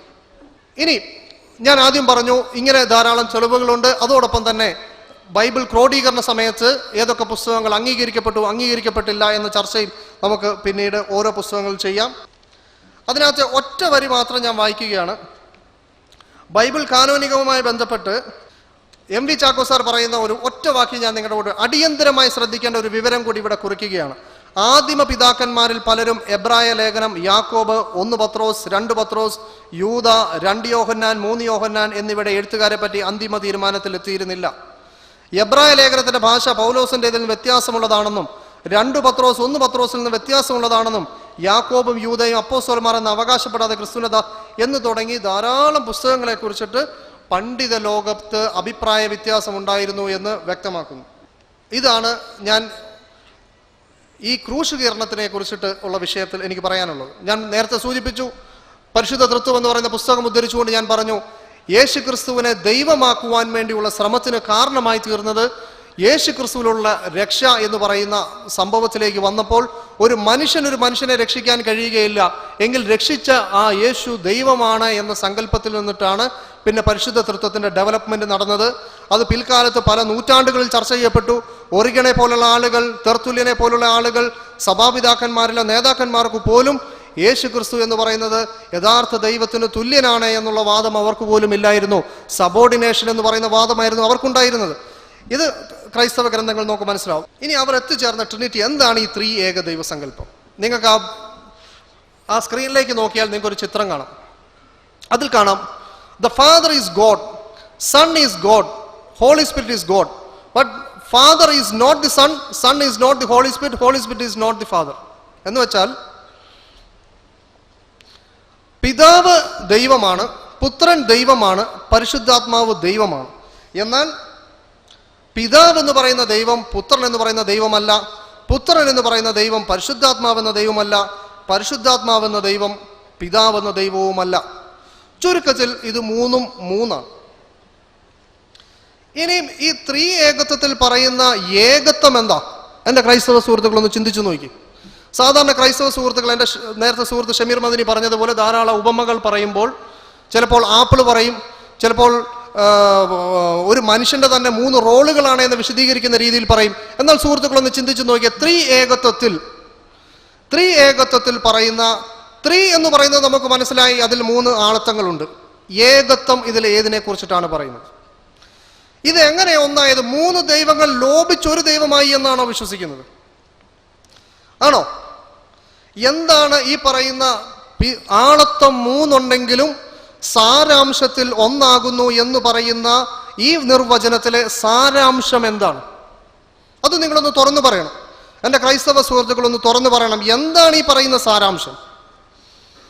നമ്മൾ സാധാരണ നമ്മൾ ക്രൈസ്തവ നേതാക്കന്മാരോട് ചോദിക്കുമ്പോൾ അവർ പറയും അത് എസൻസ് ആണ്. അപ്പം നമ്മൾ ചോദിക്കും എസൻസ് എന്താണെന്ന് ചോദിക്കുമ്പോൾ പറയുന്നത് നേച്ചറാണ്. നേച്ചർ എന്ന് വെച്ചാൽ എന്താണ്? അത് സത്തയാണ്. ഏത് വിധേന ഇത് ഒന്നാകുന്നു എന്ന് പറയുന്നില്ല. 3 പേർ വ്യത്യസ്തമാണ്, എന്നാൽ ഇവർ ഒന്നാകുന്നു. കേൾക്കുന്നവർക്ക് തോന്നുക 3 പേര് ലോപിച്ച് ഏതോ വിധത്തിൽ, ദൈവത്തിന്റെ കാര്യമല്ല, എല്ലാം നമുക്ക് അറിയാൻ പറ്റില്ലല്ലോ എന്ന ഒരു അവസ്ഥയിലേക്ക് ചിന്തിച്ചുകൊണ്ട് ഇത് എങ്ങനെയോ ഒന്നായിരിക്കുന്നു എന്ന് സങ്കല്പിക്കുന്നു. വാസ്തവത്തിൽ ക്രൈസ്തവ നേതാക്കന്മാർ പറഞ്ഞ എസൻസ് നിങ്ങളൊന്ന് പഠിക്കണം. അപ്പോൾ നിങ്ങൾക്ക് മനസ്സിലാകും ദൈവം ഒന്നാണോ ത്രിയേകത്വത്തിൽ, അതോ ദൈവം 3 ആണോ എന്ന്. ഞാൻ സാരാംശം നിങ്ങളുടെ മുമ്പിൽ വിശദീകരിക്കാം. ഞാനിവിടെ വായിക്കുന്ന സാരാംശം എന്ന് പറയുന്ന ഈ വിശദീകരണം ദൈവശാസ്ത്രം ജി സുശീലൻ സാർ എഴുതിയ പുസ്തകത്തിലെ പുറം 154-ാമത്തെ പേജാണ്. ഇതൊക്കെ എന്ന് പറയുന്നത് ക്രൈസ്തവ ബൈബിൾ കോളേജുകളിൽ പഠിപ്പിക്കപ്പെടുന്ന ആധികാരിക പുസ്തകങ്ങളാണ്. ഇതല്ലാതൊരു സാരാംശം ലോകത്തിൽ ക്രൈസ്തവർക്കില്ല. സാരാംശം എന്താണെന്ന് കേട്ടോണം. സമസ്ത ദൈവലക്ഷണങ്ങൾക്കും ഒരുമിച്ചുപയോഗിക്കുന്ന രൂപകമാണ് സാരാംശം. ആളത്വത്തിലെ ഓരോരുത്തർക്കും സമ്പൂർണമായ സാരാംശമുണ്ട്. 3 പേരും അത് സമ്പൂർണമായി ഉൾക്കൊള്ളുന്നു. കേട്ടോണം. സാരാംശം എന്ന് വെച്ചാൽ ദൈവത്തിലുള്ള, ഞാൻ എളുപ്പത്തിൽ പറയാം, മനസ്സിലാക്കാൻ പറയുകയാണ്. സാരാംശം എന്ന് വെച്ച് കഴിഞ്ഞാൽ ദൈവത്തിനുള്ള പല ഗുണങ്ങളാണ്. ദൈവത്തിനുള്ള അതിന് അവർ പറഞ്ഞു പ്രധാനമായി 4 എണ്ണം പറഞ്ഞു. ഒന്ന്, നിത്യത്വം, അവനെന്നും നിലനിൽക്കുന്നവനാണ്. രണ്ടാമത് പറഞ്ഞു സർവജ്ഞാനിയാണ്, എല്ലാം അവൻ അറിയുന്നവനാണ്. മൂന്നാമത് പറഞ്ഞു അവൻ സർവശക്തനാണ്, കാരണം ഏത് കാര്യവും ചെയ്യാൻ കഴിവുള്ളവനാണ്, എന്തും തീരുമാനിക്കാൻ കഴിവുള്ളവനാണ്. അതേപോലെ സർവ്വവ്യാപിയാണ്. സർവ്വവ്യാപി എന്നതുകൊണ്ട് അവിടെ ഉദ്ദേശിക്കപ്പെടുന്നത്, ക്രൈസ്തവ ലോകത്ത് ഉദ്ദേശിക്കപ്പെടുന്നത് ഹൈന്ദവ വിശ്വാസം പോലെ തൂണിലും തുരുമ്പിലും ഉണ്ട് എന്നല്ല. നേരെ മറിച്ചിട്ട് ദൈവത്തിന്റെ നിയന്ത്രണ അധികാരത്തിലാണ് ഈ സർവ്വതും, അവനെ മറഞ്ഞു മറ്റൊന്നും ഇരിക്കുന്നില്ല എന്ന അർത്ഥത്തിലാണ്. ഇത് എസ് ജി ഗിൽബർട്ട് പുസ്തകത്തിലൊക്കെ വിശദീകരിച്ചിട്ടുണ്ട്. ഇനി ഈ സാരാംശം, ഈ ഗുണങ്ങൾക്കെല്ലാം കൂടെ പൊതുവെ പറയുന്ന പേരാണ് സാരാംശം. നമ്മൾ അറബിയിൽ സിഫാത്ത് എന്ന് പറയും. അള്ളാഹുവിന്റെ സിഫത്തുകൾ, അള്ളാഹുവിന്റെ ഗുണങ്ങൾ എന്ന് പറയുന്ന ആ പ്രയോഗം തന്നെയാണ് സാരാംശം എന്ന പദത്തിനുള്ളത്. ഇനി കേട്ടോണം, 3 പേരും അത് സമ്പൂർണമായി ഉൾക്കൊള്ളുന്നു. 3 പേരെ ഇറക്കിയ പിതാവ്, പുത്രൻ, പരിശുദ്ധാത്മാവ്. ഇനി കേട്ടണം, അവർ ഓരോന്ന് പറയുന്ന കേട്ടോ. സർവ്വവ്യാപകത്വം ഒന്ന് മാത്രമാണ്. സർവമായി വ്യാപിക്കുക എന്ന് പറയുന്ന യോഗ്യത ഒന്നേ ഉള്ളൂ. പിതാവ് സർവ്വവ്യാപിയാണ്, പുത്രൻ സർവ്വവ്യാപിയാണ്, പരിശുദ്ധാത്മാവ് സർവ്വവ്യാപിയാണ്. ഒരേ ഒരു സർവ്വവ്യാപകത്വമാണ് പിതാവിനും പുത്രനും പരിശുദ്ധാത്മാവിനും ഉള്ളത്. എന്ന് വെച്ചാൽ പിതാവ് ഏതൊരർത്ഥത്തിൽ സർവ്വവ്യാപിയാണോ അതേ അർത്ഥത്തിൽ പുത്രൻ സർവ്വവ്യാപിയാണ്, അതേ അർത്ഥത്തിൽ പരിശുദ്ധാത്മാവും സർവ്വവ്യാപിയാണ്. എന്ന് വെച്ചാൽ എത്ര സർവ്വവ്യാപിയുണ്ട്? ഒരു സർവ്വവ്യാപിയാണോ? 3 സർവ്വവ്യാപിയുണ്ട്. ഇനി രണ്ടാമതൊരു പറയുന്നു, പിതാവ് സർവശക്തനാണ്, പുത്രനും സർവശക്തനാണ്, പരിശുദ്ധാത്മാവും സർവശക്തനാണ്. 3 ആളത്വങ്ങൾക്കും ഉള്ളത് ഒരേ ഒരു സർവശക്തിയാണ്. കാരണം സർവശക്തി എന്ന് വെച്ച് കഴിഞ്ഞാൽ എല്ലാം ചെയ്യാനുള്ള കഴിവ്. ഈ കഴിവ് അതിനപ്പുറമില്ല, കൂടുതലും. സർവശക്തിയിൽ അല്പമെങ്കിലും കുറവുള്ള ഒന്നിനെ സർവശക്തി എന്ന് പറയുമോ? സർവശക്തിയിൽ അല്പം കുറവുണ്ടെങ്കിൽ സർവശക്തി എന്ന് പറയുമോ? ഇല്ല. സർവശക്തി എന്ന് പറഞ്ഞാൽ ഒന്നേ ഉള്ളൂ. അത് പിതാവിന് ഏത് വിധേനയുണ്ടോ അതിന് യാതൊരു ഏറ്റക്കുറച്ചിലുമില്ലാതെ അത് പുത്രനുണ്ട്. പുത്രനുള്ളതിൽ യാതൊരു ഏറ്റക്കുറച്ചുമില്ലാതെ പരിശുദ്ധാത്മാവിനുമുണ്ട്. അങ്ങനെ ഒരേ സമയം 3 സർവശക്തന്മാർ നിലനിൽക്കുന്നു. ഇനിയും കേട്ടോ, സർവശക്തി 3 പേർക്കും പ്രത്യേകം വിഭജിക്കപ്പെടുകയാണെങ്കിൽ 3 പേരും 3 ദൈവങ്ങളായി മാറും. ഇവരുടെ വിശദീകരണം. മാത്രമല്ല സർവശക്തി അല്ലാതായി തീരും. അതായത് ഒരു സർവശക്തിയെ 3ആയിട്ട് ഡിവൈഡ് ചെയ്യുകയാണെങ്കിൽ അത് 3ആയി പോകും. എന്നിട്ട് ഇവർ പറയാണ് സർവശക്തി എന്നത് ഒന്നേ ഉള്ളൂ. അത് സമ്പൂർണ്ണമാണ്. പിതാവിന് അതിൻ്റെ സമ്പൂർണ്ണതയിലുണ്ട്. അതേ സമ്പൂർണ്ണമായ സർവശക്തി അതേ കാലത്തിലും വിധത്തിലും പുത്രനും പരിശുദ്ധാത്മാവിനുമുണ്ട്. എല്ലാ ദൈവിക ഗുണങ്ങളെക്കുറിച്ച് സംബന്ധിച്ചും ഇത് സത്യമത്രേ. സകല ദൈവിക ഗുണങ്ങളുടെയും ആകത്തുകയാണ് സാരാംശം. ദൈവിക ഗുണങ്ങളെല്ലാം എന്നിട്ട് ഇങ്ങോട്ട് പറഞ്ഞു വന്നിട്ട് പറയാണ്, തന്മൂലം ദൈവിക ഗുണങ്ങളുടെ എല്ലാം ആകത്തുകയായ സാരാംശവും ഒന്ന് മാത്രമാണ്. അതുകൊണ്ട് ത്രിയേകത്വോപദേശം അനുസരിച്ച് ഏകദൈവമേ ഉള്ളൂ. ഏതർത്ഥത്തിലാണ് ഏകദൈവത്വം പറയുന്നത്? ഏകദൈവത്വം പറയുന്നത് എങ്ങനെ? പിതാവിനുള്ള സർവശക്തി അതേ അർത്ഥത്തിൽ പുത്രനുമുണ്ട്, അതേ അർത്ഥത്തിൽ പരിശുദ്ധാത്മാവിനുമുണ്ട്. സർവജ്ഞാനം അങ്ങനെ, നിത്യത അങ്ങനെ, അതേപോലെ എല്ലാ കാര്യത്തിലും മൂന്നും ഒരേപോലെയാണ്. മൂന്ന് പേർ ഒരേ സമയം നിലനിൽക്കുന്നു എന്ന് ക്രൈസ്തവ ലോകത്ത് പറയുന്നു. അപ്പോൾ ഞാൻ നേരത്തെ പറഞ്ഞതുപോലെ ത്രിയേകത്വത്തിൽ മൂന്ന് ആയിരിക്കുന്നത് അവർ വ്യക്തികൾ എന്നുള്ള നിലയിൽ, അഥവാ മൂന്ന് പേരുണ്ട്. പിതാവ് എന്ന് പറയുന്നത് പുത്രനല്ല, പുത്രൻ എന്ന് പറയുന്നത് പരിശുദ്ധാത്മാവല്ല, പരിശുദ്ധാത്മാവ് എന്ന് പറയുന്നത് പിതാവുമല്ല. ഇത് മൂന്ന് പേരും വ്യത്യസ്തമാണ്. എന്നാൽ ഇവരെ ഒന്നാക്കുന്ന ഘടകം എന്ന് പറയുന്നത് അവരുടെ സിഫത്തുകൾ എല്ലാവർക്കും ഒന്നാണെന്ന് മാത്രമാണ്. എന്ന് വെച്ചാൽ അള്ളാഹുവിനുള്ള അതേ സിഫത്ത് ഒരാൾ പറയാണ് അത് ലാത്തയ്ക്കുമുണ്ട്, അതേ സിഫത്ത് ഉസ്സയ്ക്കുമുണ്ട്. എന്നിട്ട് പറയാണ് ഇവരുടെ എല്ലാം സിഫത്ത് ഒന്നാണ് എന്ന് പറഞ്ഞാൽ നമ്മൾ പറയുമോ ഒരു ദൈവമാണെന്ന്? നമ്മൾ പറയും അതേ ദൈവത്തിന് എന്ത് ചെയ്തിരിക്കുന്നു? പങ്കു ചേർത്തിരിക്കുന്നു, മൂന്ന് ദൈവത്തെ സൃഷ്ടിച്ചിരിക്കുന്നു. ഇതേ അർത്ഥത്തിലല്ലാതെ വേറെ ഒരർത്ഥത്തിലും യഥാർത്ഥത്തിൽ ത്രിയേകത്വത്തിലെ സാരാംശം വിശദീകരിക്കപ്പെട്ടിട്ടില്ല. അപ്പൊ ഞാൻ പറയുന്നത്, ഇപ്പൊ നമ്മളോട് ചോദിക്കുകയാണ്, ഒരാൾ ചോദിക്കുകയാണ് എത്ര ദൈവമുണ്ട് എന്ന് ചോദിച്ചാൽ എന്തു മറുപടി പറയണം? ക്രൈസ്തവരോട് ചോദിക്കുകയാണ് ത്രിയേകത്വത്തിൽ എത്ര ദൈവമുണ്ട്? മൂന്ന് ദൈവമുണ്ട്. മൂന്ന് ദൈവമുണ്ട്. ഏകത്വം ഏതിലേ ഉള്ളൂ? ദൈവം എത്രയുണ്ട് എന്ന് ചോദിച്ചാൽ മൂന്നാണ്. നമ്മൾ ചോദിക്കുക ദൈവത്തിന്റെ ഗുണങ്ങളൊക്കെ എങ്ങനെയുണ്ട്? ഒരേപോലെയാണ്. ദൈവത്തിന്റെ ഗുണമൊക്കെ എങ്ങനെയുണ്ട്? ഒരേപോലെയാണ്. അല്ലാതെ ദൈവം ഒന്നാണെന്ന് പറയുന്നുണ്ടോ? ദൈവം ഒന്നാണെന്ന് എവിടെയെങ്കിലും പറയുന്നുണ്ടോ? ഇല്ല. ദൈവിക ഗുണങ്ങളെല്ലാം ഒരേപോലെയാണ്. പിതാ ഒരേ സമയം മൂന്നും സഹ അസ്തിത്വമുള്ളവരാണ്. മൂന്ന് പേരും ഒരേ സമയം നിലനിൽക്കുന്നു. മൂന്ന് പേരും നിത്യരാണ്, എന്ന് വെച്ചാൽ ശാശ്വതമായി ഉണ്ട്. മൂന്ന് പേരും സർവജ്ഞാനികളാണ്. മൂന്ന് പേർക്കും ഉണ്ട് സർവജ്ഞാനം, സർവവ്യാപം, അതേപോലെ തന്നെ വ്യാപകത്വം, അതേപോലെ തന്നെ സർവശക്തി. ഇത് മൂന്നും അതേപോലെ തന്നെ നിലനിൽക്കുന്നു എന്നാണ് ക്രൈസ്തവ ലോകം വിശദീകരിച്ചത്. യഥാർത്ഥത്തിൽ ക്രൈസ്തവ ലോകത്തിന് ഇത് പച്ചയായ ഭാഷയിൽ പറഞ്ഞു കൊടുത്താൽ ഏകദൈവ വിശ്വാസിയായി ജീവിക്കാൻ ആഗ്രഹിക്കുന്ന ഒരു ക്രൈസ്തവനും അത് ഉൾക്കൊള്ളാൻ സാധിക്കുന്ന ഒന്നല്ല. നേരെ മറിച്ചിട്ട് ഇത് അവർക്ക് മനസ്സിലാകാതിരിക്കാൻ വേണ്ടി എത്ര എന്ന് ചോദിക്കുമ്പോൾ എത്ര എന്നതിനോടൊപ്പം എന്ത് എന്ന ചോദ്യം കൂടെ മനസ്സിൽ സങ്കല്പിക്കുക. എങ്ങനെ? എത്ര എന്ന് ചോദിച്ചു. ഇതിപ്പോ ചോദിക്കുകയാണ്, ഈ മൂന്ന് കസേരയെ കുറിച്ച് ചോദിക്കുകയാണ്, എത്ര കസേരയുണ്ട്? അവിടെ മൂന്ന് കസേര എന്ന് പറഞ്ഞാൽ മതി. എന്ത് ചിന്തിക്കുക? എത്ര എന്ന് ചോദിക്കും, മൂന്നെന്ന് പറയാതെ എത്ര എന്നതിനോടൊപ്പം എന്ത്, ഇത് എങ്ങനെ ഉണ്ടാക്കപ്പെട്ടിരിക്കുന്നു എന്നതിനെയും കൂടെ ചേർത്ത് ത്രിയേകത്വം. ഒരു കമ്പനി ഒരേ തരത്തിലുള്ള 3 കാർ ഇറക്കി. എന്തു പറയാം? എത്ര കാറുണ്ടെന്ന് ചോദിച്ചാൽ എത്ര പറയണം? 3. ഇതിന്റെ ഗുണം കൂടെ നമ്മൾ ചോദിക്കുകയാണ്, എത്രയുണ്ട്, എങ്ങനെ, എന്താണത് എന്ന് ചോദിച്ചാൽ ത്രിയേകത്വം എന്ന് വേണേൽ പറയാം. എന്നല്ലാതെ എത്ര എന്ന ചോദ്യത്തിന് 3 തന്നെയല്ലേ മറുപടി പറയേണ്ടത്? ഞാൻ പറയുന്നത് ക്രൈസ്തവ ദൈവശാസ്ത്ര പ്രകാരം എന്തെങ്കിലും തെറ്റുകളുണ്ടെങ്കിൽ എന്നെ ക്രൈസ്തവ സുഹൃത്തുക്കൾക്ക് ചൂണ്ടിക്കാണിക്കാം.